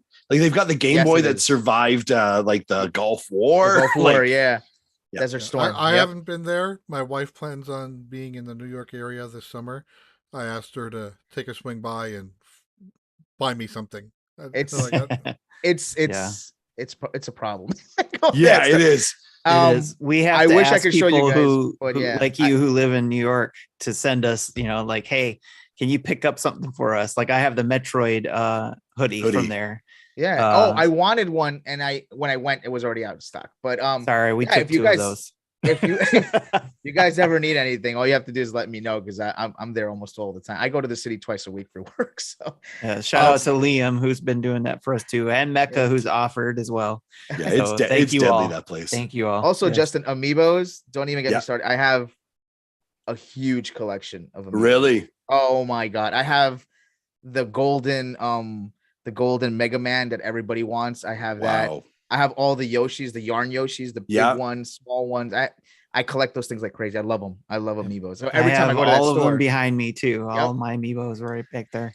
But I I'm have missing my a few. rig. My rig has all of them inside too. That's crazy. Yeah. Yeah, that's such an interesting time in even Nintendo's history there too, right? Yes. So they've got some. They should be having some of the new ones come out soon. Like, isn't the Min one out soon? Min's coming out soon. The pre-orders went out. Okay, yeah. So I forget the exact date it drops, but yeah, those dropped. So yeah, so they're definitely the nostalgia for sure. Because like I said, I would snap up a Game Boy Classic or whatever comes out. I don't understand why Nintendo doesn't just come out with a all-in-one, all-encompassing handheld classic that will allow me to go on to its own eShop to download all the games from Game Boy to 3DS and be able to play it there and still have my Switch to play those games. So, and that's something I would wish for if I could get it. So great discussion, guys, about that rumor. But speaking of discussion, let's go on to let's discuss. Let's do it.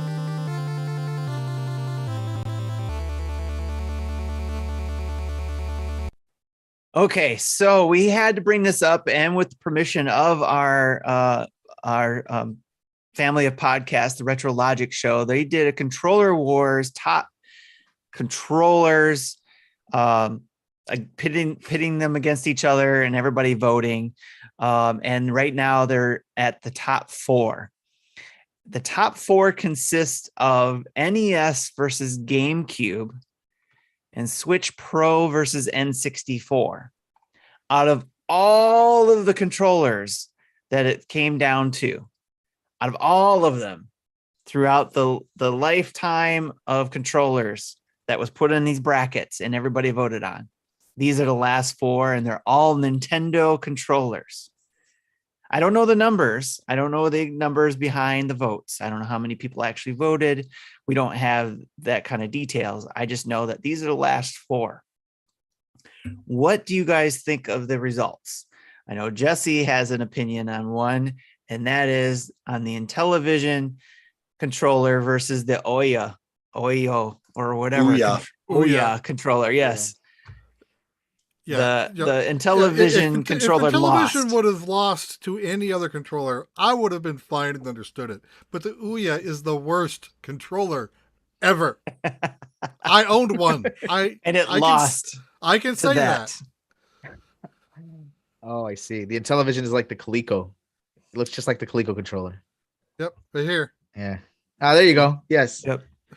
So basically, these are the last 4 in the voting. So if anybody listening wants to vote on this, go to Retro Logic's Discord.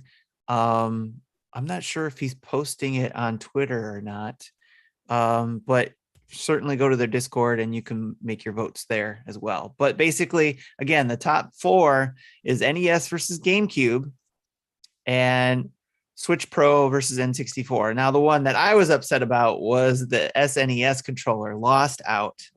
I forget to which one. I think it was actually the Switch Pro. Yes. So the SNES controller lost out to the Switch Pro and then made it up to that point. And Switch Pro won.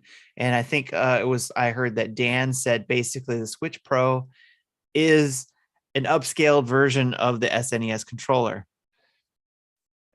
It's basically just it's an SNES controller with more stuff. And I was like, you can't use that argument because you could say that about a lot of these controllers on this list. the SNES controller is an upscaled version of the NES controller, so but what do you guys think? Do you guys think this this list is any good, or what do you guys think of this controller? Do you have a personal controller that didn't make it to this list that you think is part of your number one list of controllers? I'm actually surprised the N64 controller made it this far. It's people. Me too. A lot of people say it's the worst controller ever. I find it one of the most interesting ones and one of my favorite ones. In fact, it was like the first time I ever bought an adapter to connect it to a PC and use it for PC games. So I would use my N64 controller for that. Okay. Mainly emulation of other games, but still, and I think my son still has that adapter, and I bought that 20 years ago. Okay. But I think all four of these deserve a spot here. Yeah. And Marty actually made a comment too in regards to me making comments about this being the top four in the SNES on here. He said actually that these all deserve to be here as well. He agreed basically with you, Jesse, is that these are all deserving, other than I think he said there was one that might have been missing, but I don't think he dove into it that much. I'm trying to find exactly what he said here real quick. Alex, what do you think? Okay, good question. I don't know why this is what I use for PC gaming. I don't know how the Xbox One controller is not in the top four. It's ergonomically perfect in my opinion. It's way better than the PlayStation controller in my opinion. It's the controller I use for everything else other than Nintendo in my opinion. So whenever I play PC or Xbox, I use the Elite controller. It is amazing. Other than that, I'm very for the Nintendo controller structure. They're very good controllers. So for my old school gaming, I just showed you guys, I have the Super Nintendo, and this is actually the one now that I see I think I don't know if I'm saying this correctly. Ibusel on the chat is asking if it's an 8-bit DOE. I do own two 8-bit DOEs from my SNES Mini, but this is the actual one from the Nintendo website, and nice. It's very nice. Like the clickiness, the D-pad, it actually works very well for my Mario Maker. This actually competes pretty bad with the Pro Controller. The Pro Controller for me is by far the Nintendo Pro Controller for me is by far the best, number one. Wait, which one? Sorry, Alex. The Pro Controller, the Switch Pro Controller. Yeah, the Switch Pro Controller. This Pro Controller, this is the second one I bought, and I bought it with the Switch when it first came out. So the last one lasted a good 4.5 years. Oh, that's the Pro A, right? The Power A, sorry. The Power A Fusion. Yeah, this is my Switch Pro controller, but it's the Fusion, and I love it. Yeah, I love the Pro Controller. I really do. It's I don't know what it is. I want to the word for me is the clickiness, right? So the buttons feel clicky and nice. The distance, between the buttons are good when you press it. The left stick, right stick, perfect. There's no drift on them. I beat them up pretty bad playing certain games. Right. And for a controller overall, I would say yes, I would give number one spot to the actual Nintendo Pro Controller. So here's what Marty said. He said everything but the N64 controller for him is S tier on this list. Sounds about right. Again, I think just the nature of the audience that is probably more Nintendo centric than anything else. So that's why there's all the top Nintendo, four are all Nintendo. Like the top three, well, 2 out of the 3 on the Dads After Dark bracket were Nintendo characters, and a Nintendo character won that. Yes, very true, very true. So I know everybody's got their favorites. For me, I'm nostalgic. Again, that word coming up a lot here for the Super Nintendo controller, because that was my first one. There you go. Is that your controller? The Stadia. Oh, it's Stadia. The Stadia. What do you think about that Stadia controller, Justin? I actually, I'm just having a bit of a joke about it. It's very comfortable. It's a very comfortable controller. It fits well. It feels very like it's kind of like, I mean, nowadays for a lot of the controllers, everyone feels like they're just copying someone else's homework. Do you know what I mean? Yeah. Like this feels like it's a very nice, like a PlayStation controller and a Nintendo Switch Pro controller got in a room, closed the door for about 5 minutes, and this came out. So it's got a kind of a nice blend to it as well. It feels nice. The weighting is nice. I don't know about you guys, but I find like the weight of controllers matter. We get a lot of controllers at like Nintendo Dad's HQ to review, and I find a lot of them just don't have the weight of it. I will say, I think the Pro controller, and I've got this one. This is the Splatoon one from way back. It is my default. Like this is the golden standard for me for a controller. If I'm playing anything, I'm playing Apex, I'm playing Fortnite, I'm like, it has to be on this. I'm not playing it on anything else. It has to be on. It's got just nice weight. The rumble feels good. And the thing I like about how the Switch handles controllers is whenever it shows a representation of your controller, it's got the right coloring. Yeah. Yes. So like I don't remember what game it was, but one of the videos you did, we can see the two colorings on the bottom of that controller. I will agree with Alex in regards to like if I'm PC gaming, I'll use my Xbox controller. The one thing I find interestingly enough about it is it feels smaller. Do you mean like when I put it in my hand comparatively to the Switch, and maybe it's because it's more rounded? I think it's the distance. Maybe the distance between. Let me see. That's a good. Like if you like hold the two and then go back to it, you actually feel there's a little bit of a. It's the distance between the actual sticks. So the stick distance between the Pro controller on the Switch is further apart than the ones on the actual controller on the Xbox. Yeah. I feel like my hands have like muscle memory, and it knows. It's like, all right, you're using an Xbox controller, so it adjusts to it. But I only play with. I bought this Elite one because the Elite is amazing. By the way, the weight. It's the weight. Yeah. Because I play a lot of Warzone. I know a lot of people don't play Warzone. I do play a lot of Warzone, and that controller for me by far. I know a lot of people push these scuff controllers and all these other controllers for Warzone or for Fortnite and for Apex. That Elite controller by far for me is the gold standard for PC gaming. Like if you do PC gaming and you're willing to shell out $200 for like a scuff controller and all these other ones, I would say, from my opinion, definitely go for the Xbox controller. Listen, you have 30 days to return it. Try it out. Take my word for it. You'll love it. You'll keep it. I'm pretty sure. And I don't work for Microsoft, by the way. So there you go. The controller for me, like out of these four that I just kind of automatically go to, and I think goes back to that nostalgia, is the old NES. Right. Yeah. I mean, like just playing that, like I refuse to play anything on the Nintendo Switch emulator if I'm not using the actual proper pads. Right. Because I mean, it's a thing like you're pressing in that A and that B, and you swear to God, you're pressing that button so hard it might come out the back, and you start to hear like the actual thing begin to like crack a little bit. Like there is something about that feeling that really like sets it. And I think that like the other interesting part about it is just like how important that like all of Nintendo's console controllers have been kind of critical to like moving the gaming industry forward. Right. When you think about like just the initial D button, right, that you saw in the NES, right? And then you move over to like the SNES, right? We've got the four face buttons that are now standard in every controller, right? And the introduction of the shoulder buttons, right? That's where those got introduced there.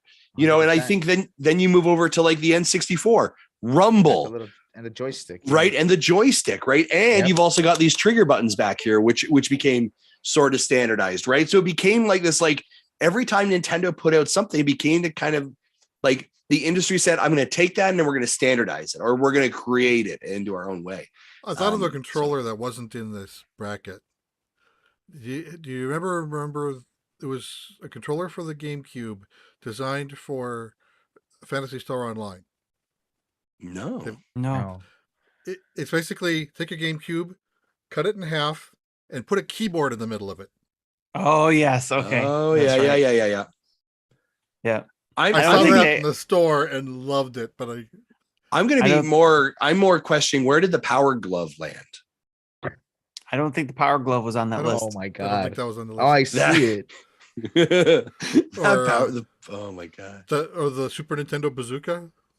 I had Right. one Yeah, of those. the Super Oh, Scope. yeah, the Super Super Scope. Scope. Yeah, I there had you a go. Power Glove too. Yeah. Yep.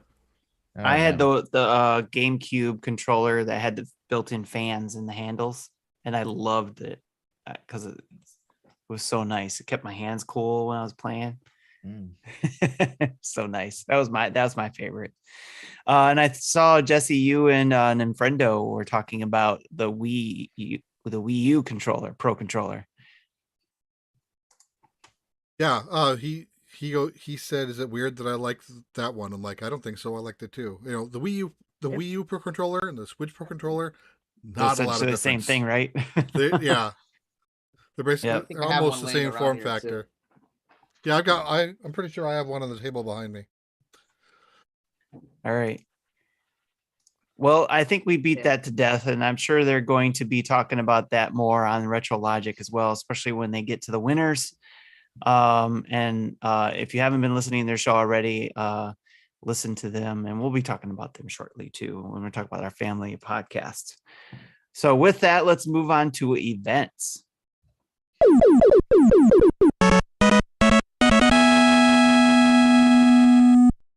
All right, we got 3 events coming up here. The usual dinner table, everybody knows we have that every third Friday of the month. We had the most recent one for April and had a lot of fun just chit-chatting as usual about stuff, just about movies, music, games, whatever. We just have fun just hanging out and just getting to hang out with your buddies, even though we don't get to go to the pub and have a beer or two or anything like that. Some people do bring a beer on, like Skinny Matt. He joined us too. So, and he's our beer expert that comes on the show. So, but yep, don't forget every third Friday at 10 p.m. Eastern Daylight Time, you can join in on that. So we do have May 20th as the date set for the next one. So come join us, and you can be in the way you can join us is if you're a Patreon subscriber or a Twitch subscriber, and come join us in our Discord, and you can come join the conversation anytime. The next event is the Dragon Quest Builders 2 game trial that they have going on. It starts today, or started yesterday, actually, the 20th. It started at 10 a.m. Pacific time, and it goes until April 26th at just before midnight at Pacific time. Nintendo Switch Online members can download and try out the full Dragon Quest Builders 2 game for no additional cost with this latest game trial. Jesse, I know you are a big fan of the Builders games. So Yes. what's your endorsement on this? Yeah. I remember I played through both of them and liked both of them. And I remember saying that, like, at the end of the first story arc, after about 30 hours, Yeah. if that was the end of the game, I would have been satisfied. But that was like a third or a fourth of the game. There were several arcs after that. Nice. So it's a beefy game, and there's it's like Minecraft meets Dragon Quest. So there's Right. a lot of physics going on with what each block does at each layer at any given frame. So I remember playing that game handheld at the time, and the system got hot and the battery drained fast. So So, all right. So if anybody picks up this game, let us know. We'd love to hear what your thoughts are on it. Or if you're playing it during game trial and you decide to buy it after that, we'd love to know about that too. Because I'm actually curious about, how many people actually end up buying a game because of the game trial. They normally put the game on discount when the game trial's over. I don't think we have information on that yet. Yeah, very find out true. next So week. keep an eye out on that as well too. So, and I wonder if anybody actually takes advantage of that and just like, if they have the luxury of time, like being able to take those 6 days and just play the game and actually be able to play all the way through it. I don't think I'll be able to play this game in a week. Yeah. 'Cause there'd be no sleep essentially, right? Right. All right. And then next, the third event is the Tetris 99. we talked about this, we joked about this, but yes, there will be for the 29th Maximus Cup a Kirby and Forgotten Land board, excuse me. So starts in like 3 hours from now if you listen. So to 3 us live. hours from now, if you're watching live, it will go up and be open until the 25th, where you'll be able to get a Kirby and the Forgotten Land theme once you get your 100 wins or points, excuse me. And then they also have previous Kirby themes from Kirby Fighters 2 and Kirby Clash available for one in-game ticket as well until June 30th. Yeah, if you missed those from previous Maximus Cups, you can buy those up now. And that's a pretty good deal because usually their themes go for 15 tickets or more. Yeah. Oh wow. So those are the events we have going on. Alex, is there any interest in any of those events that you got there? So I haven't played Tetris 99 in a while. I do have it downloaded though. It's good. I like it. I just haven't played any themes. Do any themes kind of get you back in there to go in and get? The Mario, when Mario was as a theme, I was all over it. I think there was a Metroid for a while. Metroid also. Dread, yeah. Yeah. So whenever I jumped on that one. Yeah, exactly. I'll get on it, but nothing's really appealing lately. The Pokemon Legends Arceus one just has the best music. Yeah, really. It's like slow start. It's like a minute before it really ramps up. But that, if you like orchestral cello low tone type of music, and my son and I both played cello, so we were all over that. Nice. Yeah, mine stuck on the Metroid Dread one that I once I had that one, I was done. So I always have that theme on Nice.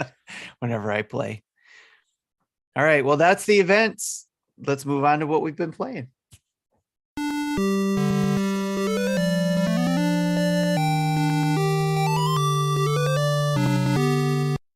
So if you noticed, yes, that means we did not have a Jesse's Pokeminute. So Justin's not here. He would have loved that, but oh well, we're moving on to what we've been playing. But he'll join us back in a few minutes and he'll be able to tell us what he's been playing. But as we do every time we have a guest on, the guest goes first. Alex, what you been playing? All right, so I started playing Ocarina of Time again on my 3DS on my commute. So that's been fun. I had not played Ocarina of Time in a long time. I beat it on Nintendo 64 when it first came out. So I've been playing on my 3DS and it's been good. I think I'm on the second dungeon when he's still a kid, the cave. So still starting. I played Tunic for a while. I liked it. I was getting really synced into it, but I haven't been able to. It's been kind of crazy at work the past week or so. So I might hit it this weekend because I'm off tomorrow. So might as well take advantage of that. Have you been playing that via Game Pass Cloud? Yep, Game Pass, not Cloud. I downloaded it on the PC though. But yeah, PC, I've been playing. All right. Yeah, I've been playing it on my PC. I think we had this discussion 2 weeks ago when I posted that Game Pass was the way to go, and then Justin got all happy about it. So yeah, I do play it. I play more Game Pass on my PC than on my actual Xbox Series X, which is kind of crazy. I know. It's crazy. And I do play Warzone almost whenever I got some free time. I'll hop on Warzone. I have buddies of mine, whether it's here or in Colombia, so we get to play together, and that's where we play. So I hit Warzone on the PC here and there. I know somebody just put on the chat that if I play with a keyboard and mouse, I like playing with my controller. So no, I have not played on keyboard and mouse in a very long time. It's pretty hard. It's pretty hard to play keyboard and mouse again. But yeah, that's what I've been playing. Yeah, that's kind of what I'm worried about when Portal comes out, because I like that game with a mouse and keyboard. Yeah. So playing that with a controller is going to be different. You'll have to watch what's his name, Wolfden's video. He does a video on being able to get a mouse and keyboard to work on the Switch using a peripheral, essentially. Well, I have played games that used a mouse and keyboard on the Switch before. It's just the game's got to support it. Yes, that's true. Hopefully it does. Hopefully Portal does. So excellent. Jesse, what you been playing? All right, so I haven't had a chance to play a lot this week, but I did put more time into Chrono Cross, the Radical Dreamers edition. found out that this has taken the old school method of what happens when you die, and that is, screw you. You go back to the last save point.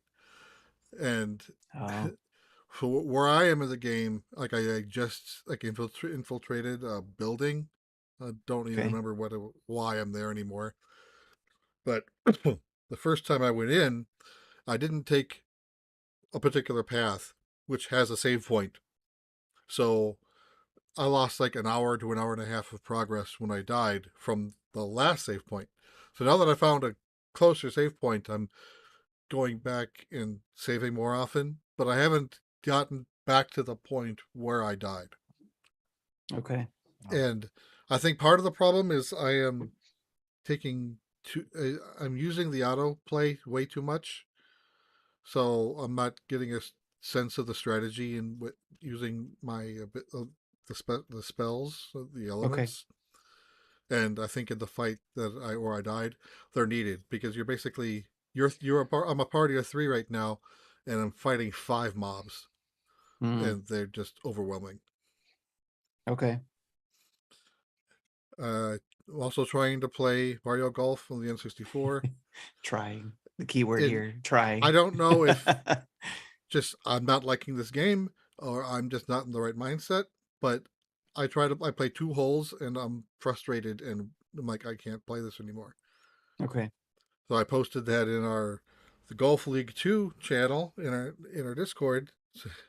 So, where I'm supposed to play 18 holes and post the score, You just like, I can't get I through. can't even get through 4 holes. That's crazy. The All right. That's the right. last You thing. had, Go yeah, I was ahead. gonna say this last thing. That's right. I forgot we had this conversation that you had some controller impressions that you wanted Yeah, to talk about. I haven't played this. Excuse me here. Excuse me. I haven't had a chance to play much of it yet, but this is the Nixie NYXI. I hope that's how you pronounce it. Controller. It's kind of like Joy-Con and a grip. Uh, Nice. Okay. and I think they are also coming out with a Pro Controller like design. Yeah, this is called the Nixie Wireless Joypad with 8-color LED for Switch and Switch OLED. And so it's definitely a bigger, bulkier controller, as Okay. compared to your normal Kind of like Joy-Con. the Hori game pad Joy-Cons or whatever they Ye- call them. Yeah, and so I've never used that type of controller, so it takes some getting used to. But what it is attached to what they're calling the harness, which is similar to the grip that comes with the Yes. system, it does feel has the dimensions more like a Pro Controller. And as Yeah. Justin mentioned earlier, he likes his controllers to have some weight. This feels light. I kind of don't like how light this is.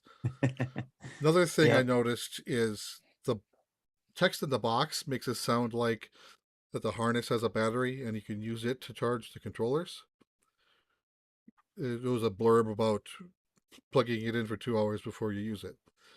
But there is no place to plug in a charger and a harness. There Oh, are okay. there are in both controllers individually. There's a Okay. USB-C port.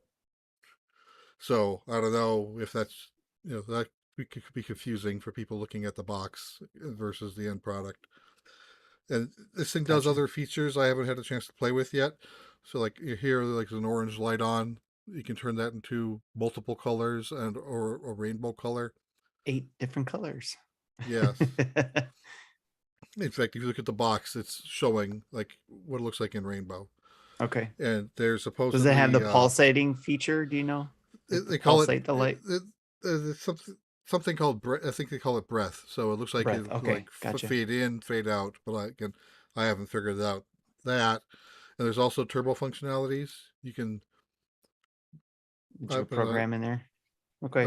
I haven't figured out how to do that. And there's an additional trigger button on the bottom.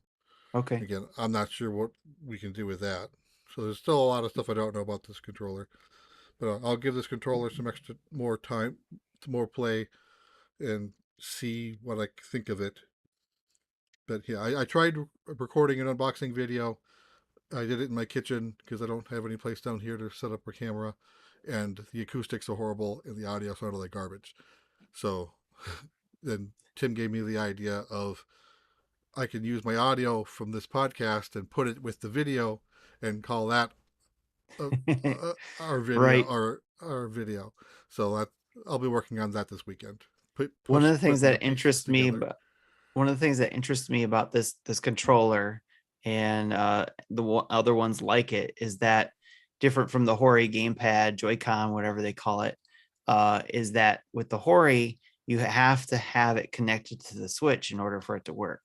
You can't disconnect it from the Switch and use it like you are now by connecting it to the harness and playing it separate. With the Hori ones. With this one, you can, which is nice, so that you can still and these do dock it and play. And these can rail connect to Yes, the Switch for charging and pairing. correct. Yeah, which is really nice, and I think it's a nice feature of it. And there is a D-pad on the left side. Nice. I didn't get a chance. You'll have to test that out too. Yeah, I'll be testing that with Tetris this weekend. There you go. I think That's a good test. That'll be the do or die, I think, of that D-pad. Whenever I got a controller to test out too, I would use Pac-Man 99 because for me, D-pad was a good source to check if I can do those quick turns, in the lanes I need to send Pac-Man down. Yeah. And I felt the D-pad that was a good D-pad test. I never played that game since that first day. Well, you should try it. You should try it with your new controller. I might. I Excellent. did create an NSO folder group, whatever they want to call it, that I put, all the, the NES, SNES, N64, Genesis, Okay. both the English version and the Japanese version, and then Pac-Man 99 and Tetris 99, and I would have done Mario 35 if that was still a thing, but that's dead. Right. I'm sure you're not the only one who's done an NSO group, so that makes sense.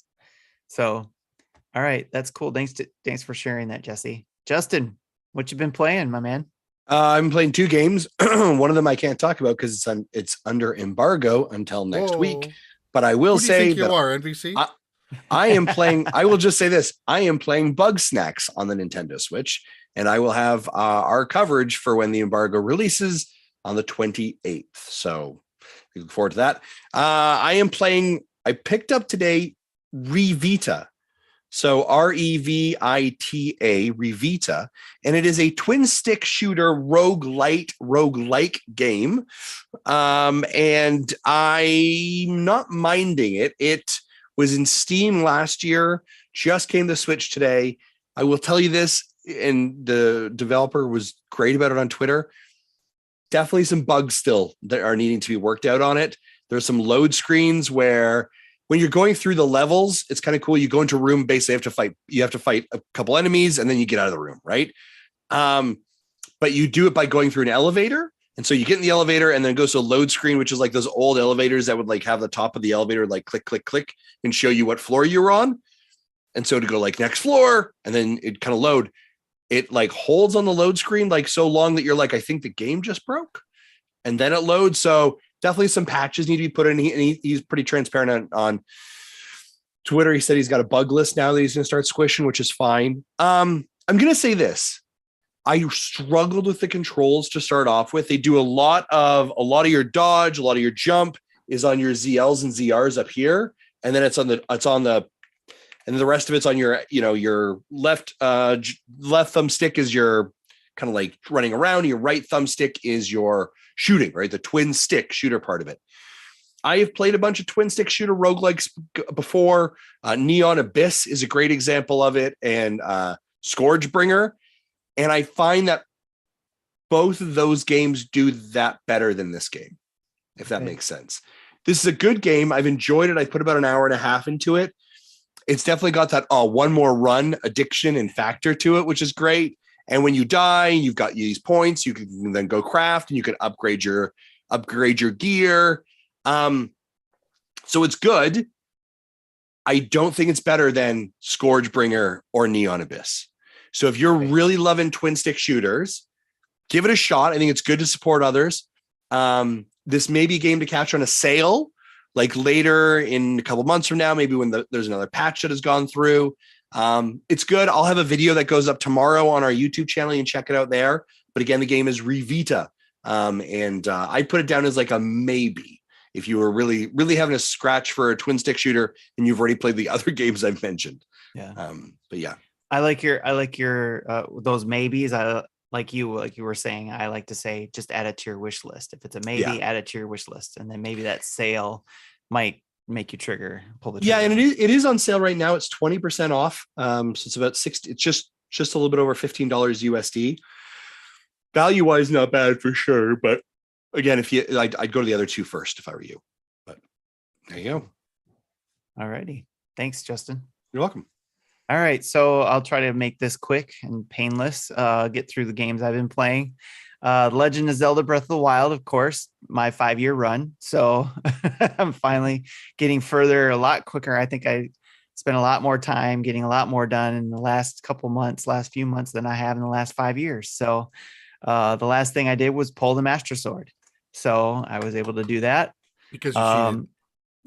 because I did use the 5-heart, not 5-heart, but I used the what was it called, the duplication trick, but I only did it once, and I only did it to get 5 hearts. So I did not do it anymore to get any more stamina or any more hearts. I left it. I was like, well, I'm done. I got 15 hearts. That's all I wanted, so I could go pull the Master Sword. And I unlocked more parts of the map. I still have one more spot of the map to fully have the map open. But I'm having a blast with the game. I'm still in that space where this is all new for me. Cause again, I've been playing for 5 years. So every place I'm going is a new experience pretty much. So, and I'm enjoying it. I've also played MLB The Show 22. I did purchase that, and I finally got to play the first game of that. And I have to say, EA, I know you watch our show, even though we sometimes rip on you. All you execs over there, all you decision makers over there, I know we rip on you, but look at MLB The Show 2022 on the Switch. It is a baseball game that I can play on the go. Yes, the graphics are not on par with PS5 and Xbox Series, whatever, and all that stuff, but it is graphically good to great, somewhere in that range, and I can play it on the go. I have not have any problems with the speed of the game. I'm having fun with it. I can play with it on the go, play it anywhere. It's a sports game. EA, this is an example that you can use to be able to get your sports game on the Switch. End of my rant there. I've also been playing Etrian Odyssey 4, Legend of the Titan, the demo, because we talked about it in the dinner table. I think it was Sam, Third Strongest Mole, who was playing it. Have you ever played a Netrian Odyssey game before? I've never played one before. And the reason why I wanted to play it was the fact that you can draw your dungeons on the bottom screen is what I heard. So you can draw out your own maps. And Jesse, you were in the call when we were talking about it, but how we were talking about how we all document our games differently in certain ways, and how when you were playing Inscription, you drew out your map on graph paper and you actually took a screenshot of it and gave it to me so I could use it when I went through my run of that act, which he's showing on the screen right now. That map came in handy for me. So, but yeah, so I like the idea. I don't usually play these kind of games. So Etrian Odyssey 4 is my first one. Sam recommended it to go ahead and try it in there. It's the demo. It's free. I wanted to see what it was like to draw the map out on the bottom of the DS screen. So this is a DS game. So I figured I'd try it out. 3DS game, excuse me. So, and then finally I'm playing Star Wars The Force Unleashed. I have a video up on it in our YouTube channel. I I'm playing the second mission in that video, and right now I'm on the third mission. I did use one cheat code because I found out you can actually put in the same cheat codes that were out for the Wii version of the game, because this is the Wii version of the game, work for this Switch version of the game. The game looks great on the Switch. Again, I could play it on the go, and it looks great on the small OLED screen, and I'm loving it. It's a Star Wars game. The one cheat I put in was for the costume, so I unlocked the Sith costume for my character for Star Killer, and I'm running around in my black cape, looking like Darth Vader, and just going ham on people. So having a good time with the Force Unleashed. I highly recommend it if you're a Star Wars fan, and you want to play it on the go. Switch is the way to go, obviously. So that's what I've been playing. And with that, let's move on to the community spotlight.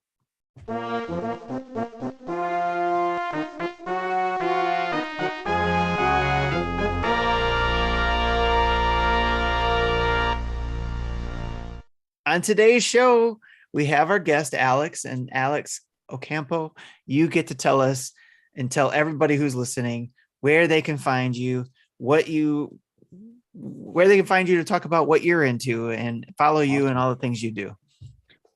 Awesome. Well, I do stream here and there. I don't have a set schedule, but I do stream on Twitch. You can find me twitch.tv/VenomNYC. I stream Mario Maker a lot, so I do play your levels. So if you are a creator and you like to create Mario Maker levels, go ahead and drop your code.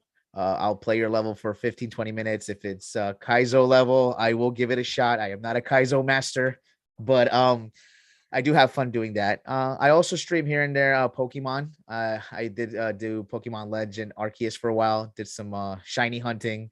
So I'll do that here and there, but mostly Mario Maker.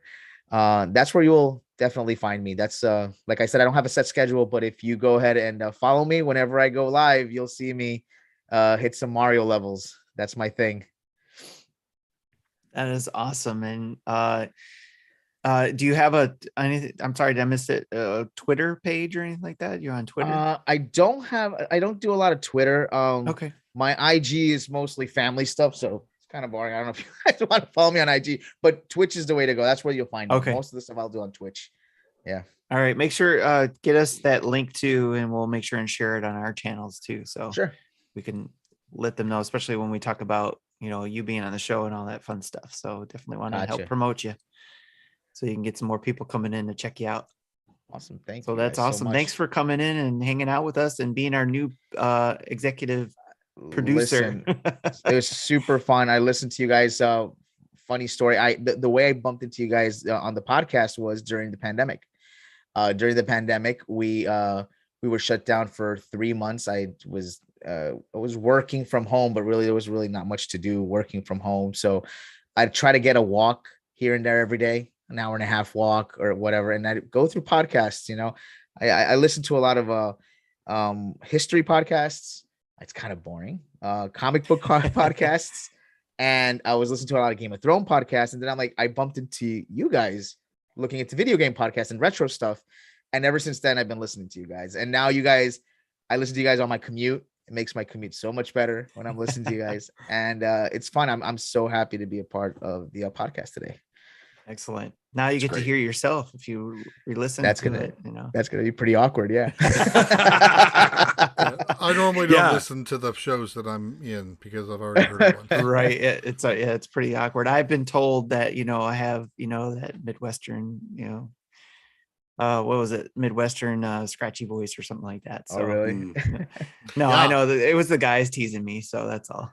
It's yeah. Thanks for sharing that, Alex. It's always interesting to find out how people found us, right? It's and then how we entered and just it's kind of awesome when you can hear someone say I take you for my walk, right? Or this is where I experience you, and this is what I'm as I'm listening to you, this is the world I see around me. And so thank you for sharing that with us, and thank you for joining our community, and you've been active in our Discord and our Twitch here for the last couple of I've seen you a lot. And we just appreciate you just being active and supporting us and being here. And it's great. We just love interacting with the community as well. Appreciate it. Thank you guys. Yes, thank you very much. And Alex, here's a chance I can give to you because I know it is. You said you're in New York, right? So it's I am. Eastern time. It's almost 12:30 a.m. where you're at. So if you Yep. want to bail, we understand totally because we have a few things left that we talk about in the community. We do have some community questions. You're welcome to stick around and help answer. Or if you got to go, we totally understand as well. So I'll stick around because I'm off tomorrow. So that's All right, there you go. There we go. Yeah. Woo. Yeah. All right, guys, it's going to be a 4-hour podcast now. Yes. Oh, No, boy. he's in for sure now. And before I continue, also, I want to send a huge shout out to everybody who's hanging out with us in the chat, in the chats, in all of the ways that we stream. So starting from the bottom, hopefully I don't miss anybody. And if I do, I apologize, but we have seen you post and all that kind of stuff. But we got All In Podcast, that's Seth out there. And congratulations to him who's doing his content creation full time. Congratulations to you, Seth. That's awesome. Andros popped in and he says hi. Hey, Andros. And Ebicel's been in as usual. He's always on. And thank you for him. He helps us in the community with a lot of news. Mickey Dreamer, thanks for stopping by. Mecha Dragon, of course, you're always in there and helping us out as well. Hambo and Johnny, also there. Thank you very much. And then Friendo, Sean was here earlier. Capri, like the pants, of course. Cloud Strife 127. Who else we got here? All kinds of people in here. We got 15 people today, guys. So yeah, thanks for being here, folks. Appreciate it. Yeah. So. And earlier we had so many people in there, so I apologize. Echidona. So I had to say that name because it popped out to me. Butternogs 23. I love these names, by the way. These are so awesome. Caesar 187. He's always stopping by whenever I'm on streaming. So thanks, Caesar, for stopping by. Third Strongest Mole stopped by. Hey, look, Jesse, some guy named Laugher. Just like I you. don't know about him. He's creepy. So thanks so much to everybody who stopped by and watched us again, for taking time out of your schedule to come hang out with us. While we're at it, let's talk about the other Nintendo Dads family of podcasts that we also have in our feeds. So we have the Game Pass News, which they dropped episode 49. They'll be dropping 50 soon. So, but episode 49, they talk about peanut butter jelly time. So peanut butter jelly time, peanut butter jelly time. Where that? You guys with me on that? Come on. No. Okay.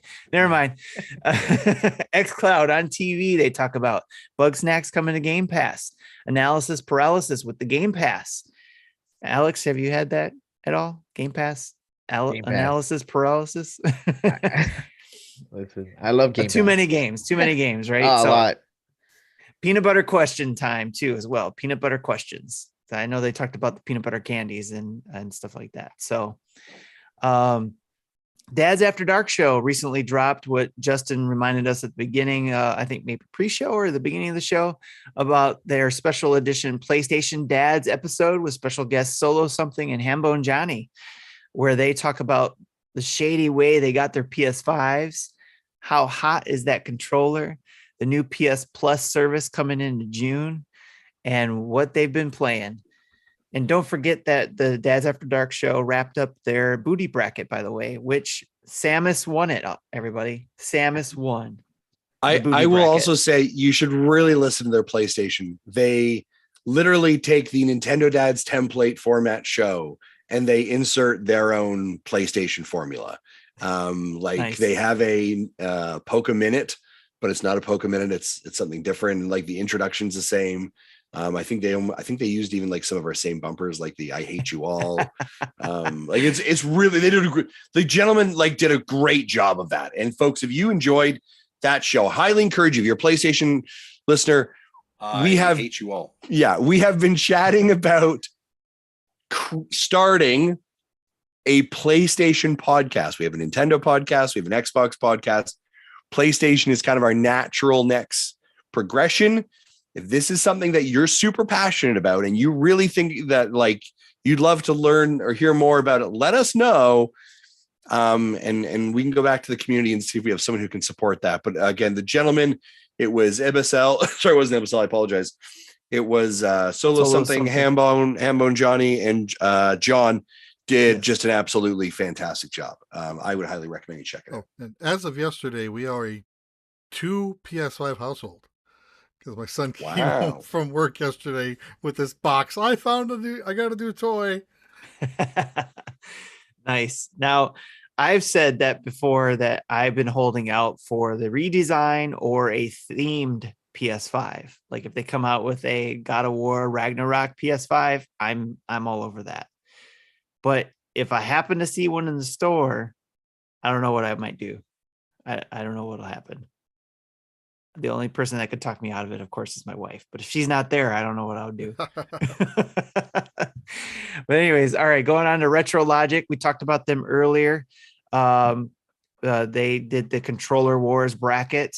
And so go listen to those guys. But they also do another podcast on Topic Retro, where DatFast John is talking about in episode 3 Pikmin. So it's called episode 3 on Topicmin. Yes, on Topicmin. So okay. John, Sam, and Philip talk Pikmin and all the craziness that goes along with it.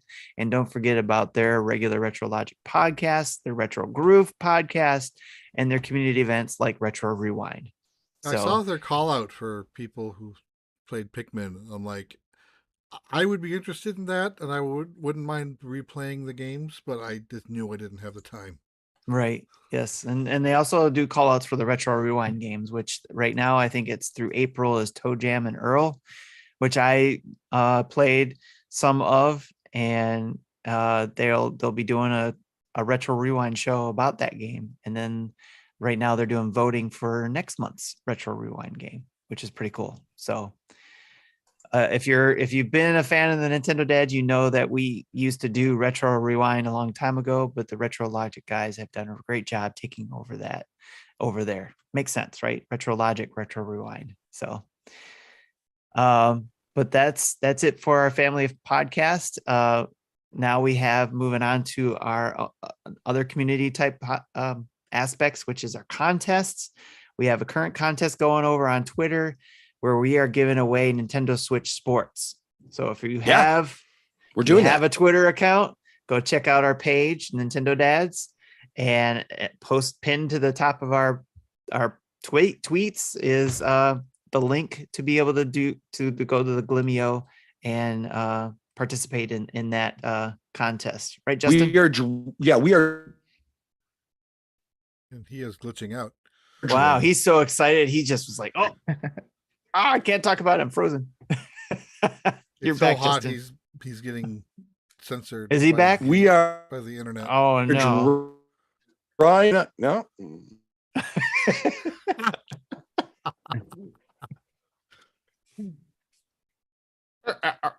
It's Max Headroom. Max Justin. All right. So yes, we are doing the contest. So Nintendo Switch Sports releases next week. Are you excited as much as we are? We are doing this contest, so you have 1 week left, essentially. So excited that we're doing this. For your chance to win, go to the Glimio link and in our pinned tweet and do what you need to do to be entered in the drawing for that. And Justin is back. Himself. Are we good now? Yes, we're good now. All right. As I was saying, we're drawing it literally in a week from now. So on like Friday morning, you wake up and you're so excited to go get Nintendo Switch Sports. Maybe you should roll over and check your inbox or DM from us because you might have won. And if so, we will mail you out a copy or we will get you a digital code so that you can be playing Nintendo Switch Sports. So all you got to do is go over our Twitter page. It's literally our pinned tweet and you can enter to win. No problem. It's that simple. It's also on our Facebook page. Go check it out there too. So we're giving away, we like to give away stuff. We're doing this. All right. It's a worldwide contest. We will ship it. We will send it, do whatever. So enter, please. Yes. Help us out so that Justin doesn't keep glitching like Max. Help us give stuff away to you for free. What? All right, cool. Now on to the questions from the community. starting with the questions from emails from Joel. Hey, dads, I was just catching up on last week's show and heard a pretty well-written iTunes review being read out. It sounded kind of familiar. I had totally forgotten about the review I left after being disgusted about some rating on the show. I had also forgotten about the dark period in the podcast history. I'm happy to say that I stuck around and the show hasn't had a lot of political talk since then, except maybe a couple of weeks ago when everyone but Marty had to virtue signal their views of J.K. Rowling, but I digress. So he came back to that. All right. It's probably time to revisit that old review with something more positive, though. Probably not quite as witty. Keep up the good show. Hope there was no hard feelings. Very interesting. I think that might have been in the reference because I listened to last week's podcast. I think that might have been when Marty said that we had a review of like along the lines of it was becoming too political because it was like Canada. If you like Canada so much, why don't you just have the Canadian podcast or whatever it was?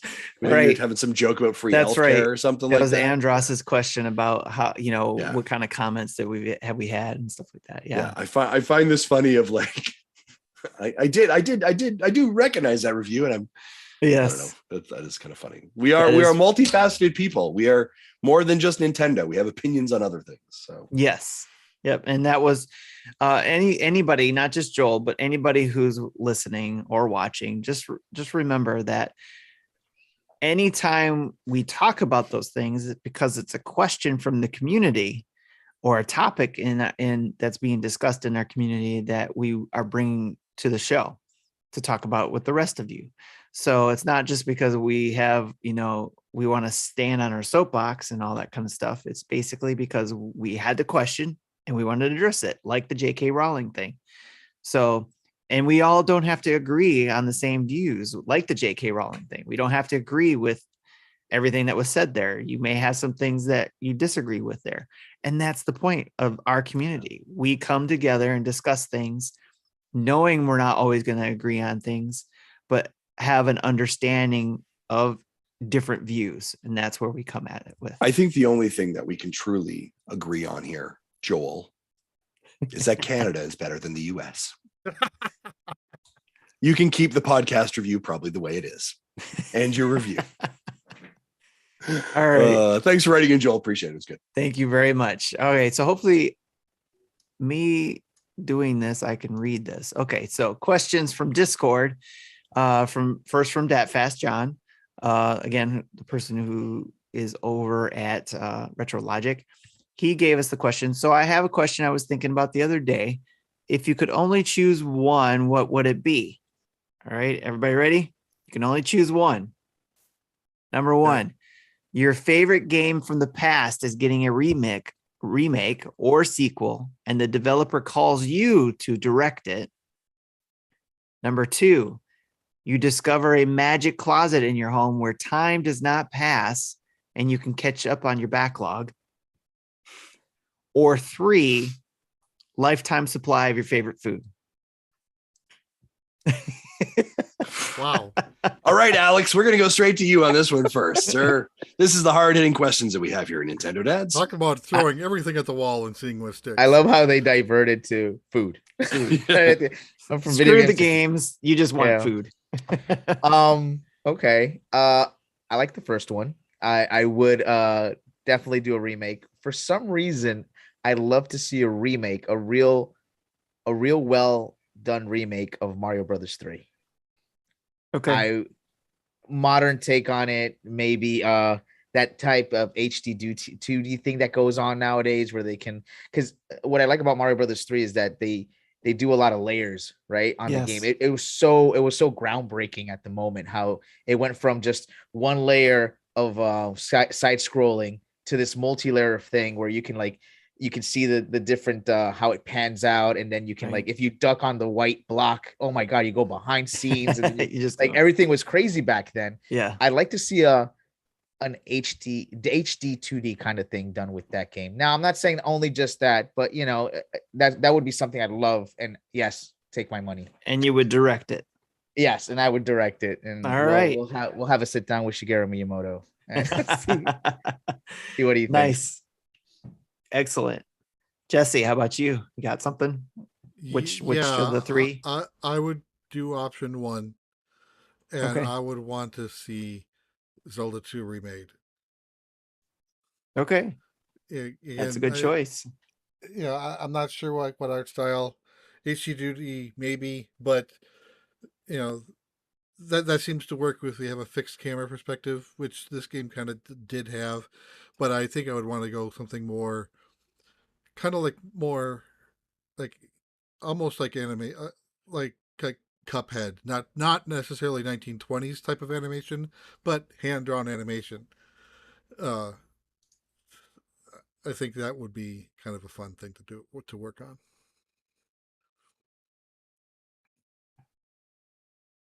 Okay, Justin. Did I lose you, or you look confused?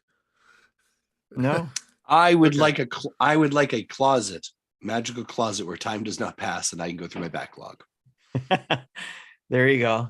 I was also trying to read through some of the comments here in regards to what the questions were, but I'm just seeing a bunch of Sonic discussion. So I'll have to look at that later. Anyways, my choice would be number 1 as well, where I would pick a favorite game from the past. And it's one I talked about earlier. And I would like to either do a remake or a sequel of Drill Dozer. I think that would be, again, I'm missing that game. I would love to be able to play that game again. But to be able to do a remake or a sequel to it and be the director of it, that would be awesome. I think I'd do that. So great question, John. That was awesome. Zablanc also asked a question, John. Question for the dads. Is Samus Aran the hottest video game character of all time according to the booty bracket, or did someone get shafted? So I think they're a little butthurt about both of the girls from Witcher getting knocked out. I have never played Witcher, so I can only go based on the videos and images that I've seen. Yeah, but I think I'm okay with Samus Aran, even though I think I voted for Rosalina. Okay, gotcha. Alex, honestly, all top 3, I wouldn't have been upset if any of them won. Okay. I didn't even know there was an actual bracket. Yes, that's the Dads hilarious. After Dark show did a booty bracket of all the hottest video game characters, and it came down to Samus, Rosalita, and then who was the third one? I don't remember her name, but she was from the Prince of Persia. Prince of Persia. Yeah. Like the early 2000s. Gotcha. I guess they hit it on the next with Samus. I don't even. Well, I know who Rosalina is. She's from Mario. But yeah. There was a wide variety of characters that got through the bracket. Hilarious. Just kind of like the same thing with the controller wars. It wasn't all Nintendo. It was a mix of systems. There were guys and gals in it. So it was a really broad collection of characters. That's hilarious. Yes. Hilarious. And Samus won, and I pushed for Samus to win on Twitter a lot too. So I don't know if that helped, but but yeah, it was. I think that out of those 3 and out of a lot of those characters, and there's probably a few on there that probably could be put in what I'm about to say, but Samus Aran to me represents a great female character that's hot, I guess, if you will, in the video game character realm, if you will. There's one game that she wasn't represented very well. But most of the other games is fine. I think one of the things I like about the Samus character in regards to this, which I think, maybe how we define hotness, right? Yes, is that I think the role. I think especially when you look at when it came out of the 80s, right? The role is not the damsel in distress, right? It is also not. She is not there for eye candy, right? Where certain games, she is literally covered up in this massive metal suit, right? You don't even know it's a woman until the very end, right? There's that surprise reveal, right? And all, and you're like, oh my gosh, right? And she's a badass, and she's kicking, taking names, and she doesn't need anyone else. Do you know what I mean? Like it's her, which I think when you look at some of the other ways that women are portrayed in games, they're the damsel, they're being rescued, right? They're there to make a scene look prettier, right? They are the motivation of the male character, right? So I think that one of the things that I really like about Samus, I think that I think reflects here, is that like she is a very dynamic. There's so much to her. There is a lot, and yes, obviously there's some wonderful art that is appealing, right? There's definitely that component of it, but I think that like she's just a really cool character, right? And there are definitely a lot of other examples. Lara Croft, right, doesn't need anyone. She's taken names, but like when you think about video games and when the original Metroid released back in the late 80s, right? Like this was very counter to like everything else that was kind of in the zeitgeist for video gaming, and so I think it's really kind of cool. Very, very true. I think I could not have said it better myself. Excellent. Moving on to the next question from Patreon, actually, from Jesus. I didn't know what direction the polls were going to take, but I really like this version of weekly updates. That's in regards to what Marty changed. If you aren't following us on Patreon, he changed what we from a poll asking what news we should talk about to basically covering like a weekly update review and asking people for topics and questions. So that's what Jesus was talking about here. I like to keep informed of the podcast that I follow, so this is fantastic. Question for the dads. What current TV series are you guys enjoying? I have been transfixed with the Apple TV Plus show Severance, and I'm enthralled by it. What have you guys been watching? Do you find that what you play in video games influences what you watch, or is it different? Have a great show. Alex, what have you been watching? Ooh. Moon Knight. Mm-hmm. Started watching Moon Knight, but I'm a comic book fan, so that's a given. Yeah. My family loves it. No. My partner loves it. She actually just told me today. She's like, I can't believe how good Moon Knight is. So it's pretty good if you haven't watched it. And I didn't find out until yesterday that Moon Knight is in Fortnite now. Oh yeah. Well, My kid told me immediately. Yesterday. I think I paid for it yesterday. One of the first things my kid did when he set up his PS5 was play Fortnite, and there was running around as Moon Knight. I'm like, yep. Do you even know who he is? Been watching that, but to the question, which is really good, do the games I play affect what I watch? Right. I would guess so. In the sense of like, let's say The Witcher, right? I love that show. Never played the video game, but I did. I was like, you know what? It's amusing to know that. Let's see what the lore from the video game, which comes from a book, is seen on TV. And I love the show. Never played the video game once, but that's what made me go watch the show. So yes, I would give them that maybe that does affect. But as a like what I'm watching right now is Moon Knight. I started watching the F1 Drive to Survive on Netflix, which is really good if you haven't seen that. If you're into like the inside of a sport and how I'm not an F1 fanatic at all, but I do like the show. And other than that, I think no, that's about it. I watched the occasional thing with the family. This Is Us and stuff like that, which is good. But yeah, I think it does affect 100%. If you're a fan of a video game or you're a fan of a lore of something and you feel like it could have a relationship with that show, you would go watch the show, which is what I did with The Witcher. Exactly that. Great point.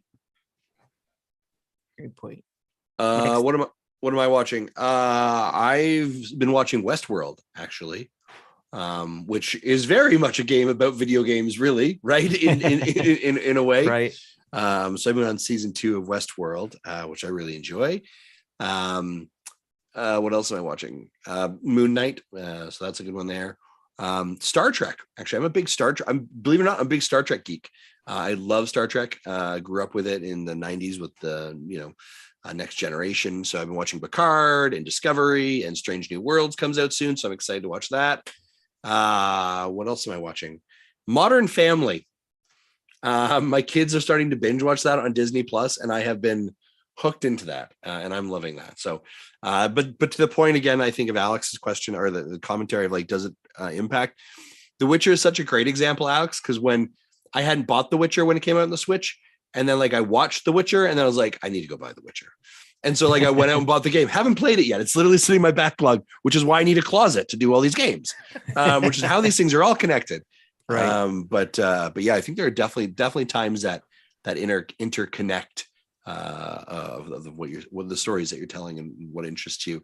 I was watching some, as Star Wars is getting ready to come back online, right? And Obi-Wan, like I kind of keep my brain, and obviously Boba Fett and Mandalorian, like keep being like, I need to go back and finish off Star Wars Fallen Jedi.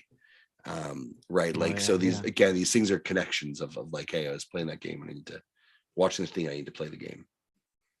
That's a good connection there. Yeah. Jesse? Yeah, what I play really doesn't have anything to do with what I watch. Like what I haven't watched yet. I haven't watched Picard season 2 yet. I want to. I haven't watched any of The Witcher. I want to. I have been watching Moon Knight. Like Star Trek Discovery, I think I watched up to the first season break and never went back to it. That game, I should go back.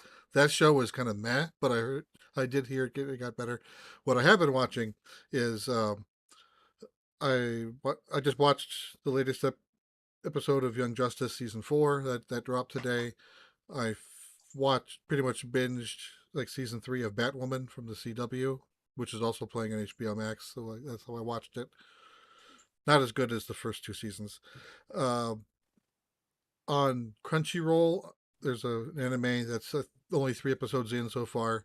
It's called Tamagotchi Game or Friend Game.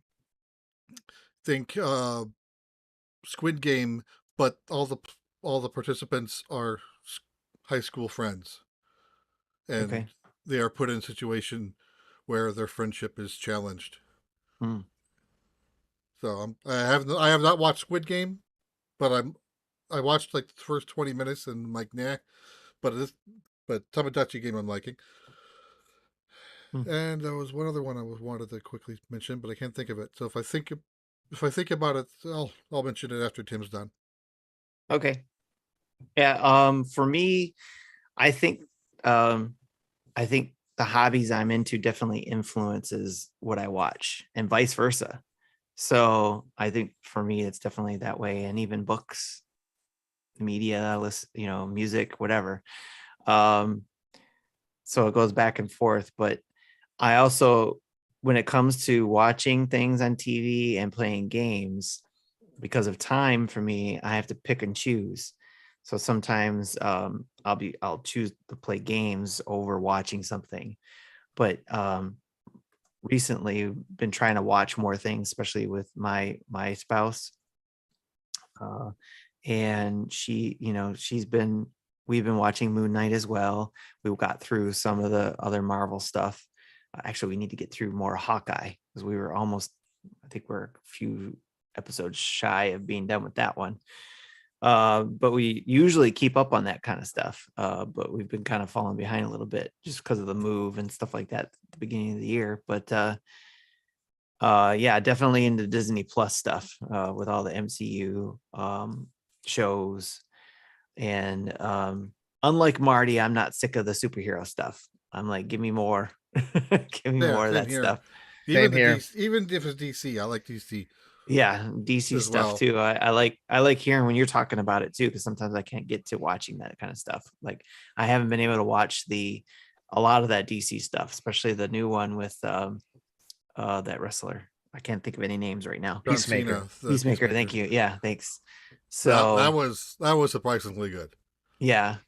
And we're fans of Umbrella Academy on Netflix, so we're waiting for that season to come out. And yeah, there's a lot of times we The Boys. watch. Yeah, The Boys. We need to watch more of that too. So, did you watch Alex? It sounds like you're a Boys fan. Did you watch the Diablo cartoon? I did. Did you? Yeah, I binged that one night when I was down for COVID. I just watched all the episodes. I was like, this is great. I watched a couple of episodes with my partner, and Jennifer's like, this is crazy. Like, this is crazy. And I'm like, yeah, it's kind of crazy, but it's really good. Like stuff like that it's mind blowing because you I don't know how to explain this, and I'm pretty sure my kid's like, "Oh my god, you're so old." But I tell them it's so amazing to see what I used to go and buy in books, right? $3 books where when I was 10 years old, I was going, I don't think I'll ever see this in live action. Yeah, I'll see the cartoon. Yeah, I'll do this. But then seeing it on the big screen or seeing it on TV with actual people, like I was reading The Boys and then I'm looking at them and they're actually live people doing the same thing. Well, not the same thing, but more or less what the comic book is mind blowing to me. So I enjoy it a lot. So like what just Tim, give me more. Just give me more. I'll eat it. I like the variety of it all too. It's like different views of what they're doing, like the new multiverse in the MCU that they're going through, Doctor Strange. It's different, and the spin they've done with Thor. In fact, that's now, Ragnarok is at the top of my, my top MCU movies. So because of how well they put that one together. So, but again, that's movies. But back to the TV shows, I like what Marvel is doing with telling more story to fill in those gaps, I guess, if you will. So, and Star Wars as well, and Star Trek too. I also love the Star Trek movies and the TV series and all that stuff, and that's also on my backlog of TV shows to watch between Discovery and Picard and the new one that's coming out. So that's all on my list of things to watch. Just again, I have to pick and choose. Am I going to play Breath of the Wild or am I going to watch this new show? So not what I was thinking of, but one I watched last year and looking forward to season 2 this year. I hope it's this year. Invincible. It's a superhero show that's not DC or Marvel. Yes, I like those takes. Again, those type of things. Different views, like The Boys too. And that one is lately. Uber gory, not for the kids. Oh yeah. Right. That's for sure. All right, moving along, we got Bruce Patterson. Also, shout out to Marty that he likes the new format. And if you guys are liking on Patreon, if you follow us on Patreon, you're liking the new format, let Marty know so we know if we're going in the right track of things. And we're not guessing. So let us know. All right, last question, which is from Twitter. We got Michael Burgett with reports that Xbox and Sony are looking at putting advertisements in some of their free-to-play games. Do you think Nintendo will ever go that route as well? Business Justin, what do you think? Yeah, I mean, this is a tough one, right? Because I was struggling with, because when I saw this report come out, I was like, what are the free-to-play games that we're talking about here for it? Yeah, Nintendo really doesn't have a lot of free-to-play games. It's either like Tetris 99, it's free, but it's locked behind a subscription. Or Nintendo, unless you're talking about mobile. Yeah. I mean, here's what it's not, right? Like, it's not like you're gonna be playing a game and all of a sudden it like stops for a commercial break, right? It's going to be product placement, which, by the way, video games have been doing for a long time. Oh yeah, all right, they've been doing that since 360 era. Yeah, remember that game called what was it? Oh my god, Hideo Kojima's last one, was it? Norman Reedus. Oh, Death Stranding. Death Stranding.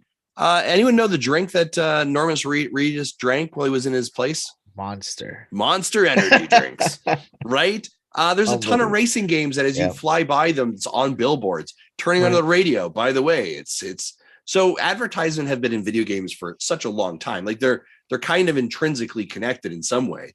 Will Nintendo do it? Nintendo is very guarded regarding if it's advertisement for their own things. Right. Do you know what I mean? Yes. So maybe as you're walking along I was going to say Kirby and the Last of Us, but I mean, sorry, Kirby and the Forgotten Land, right?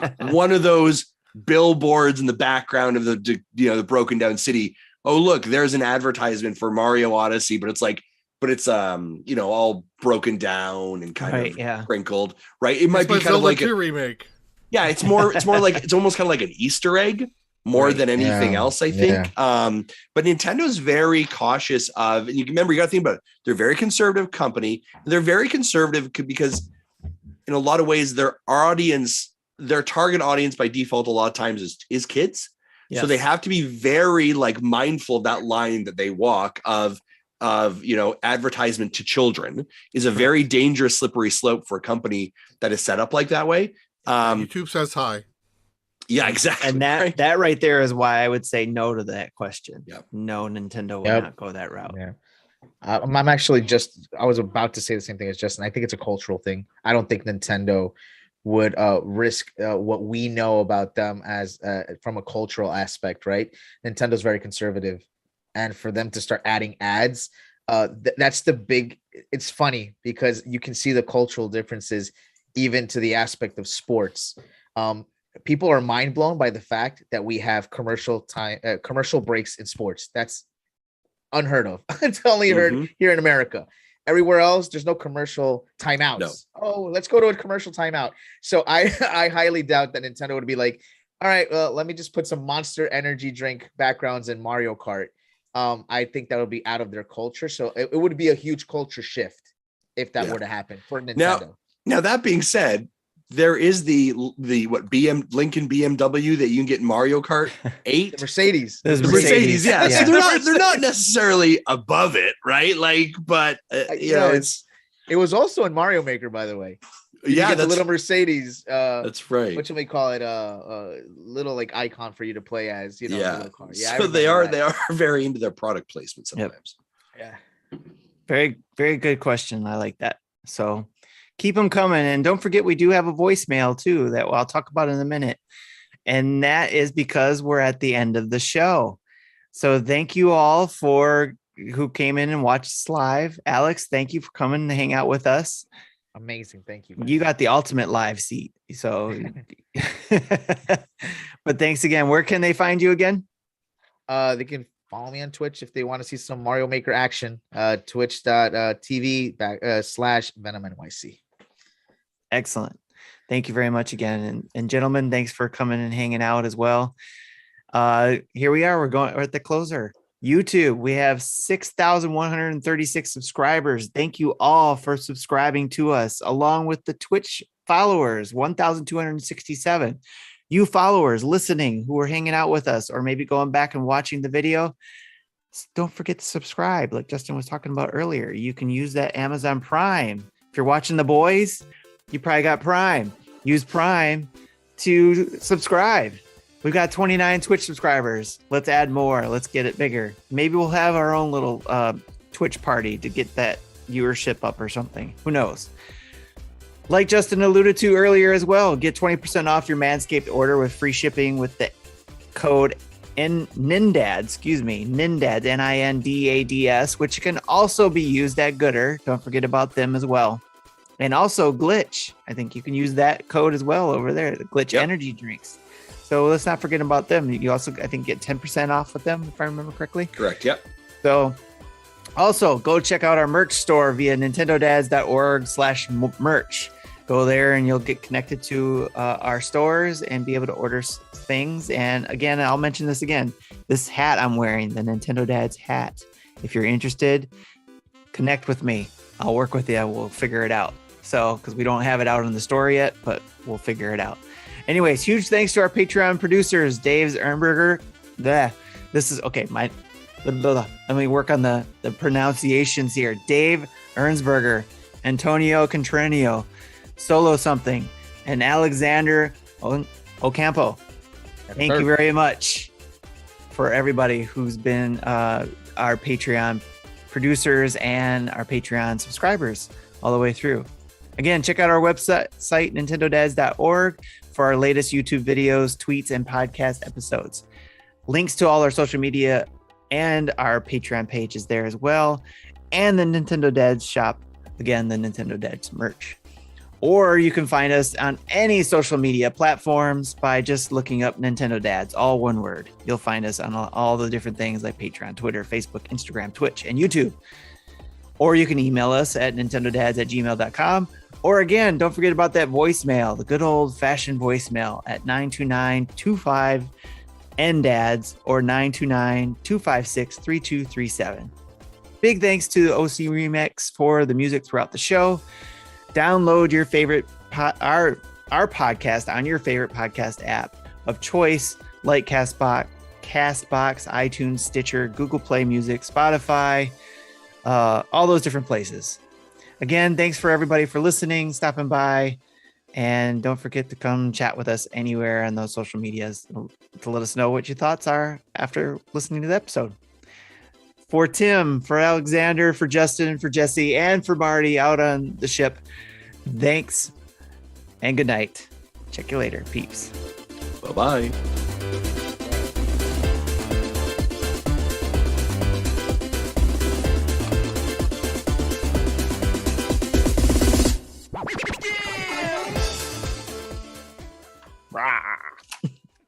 Nice. Thank you for listening to Nintendo Dads. Wobble Puffet? Wobble Buffet?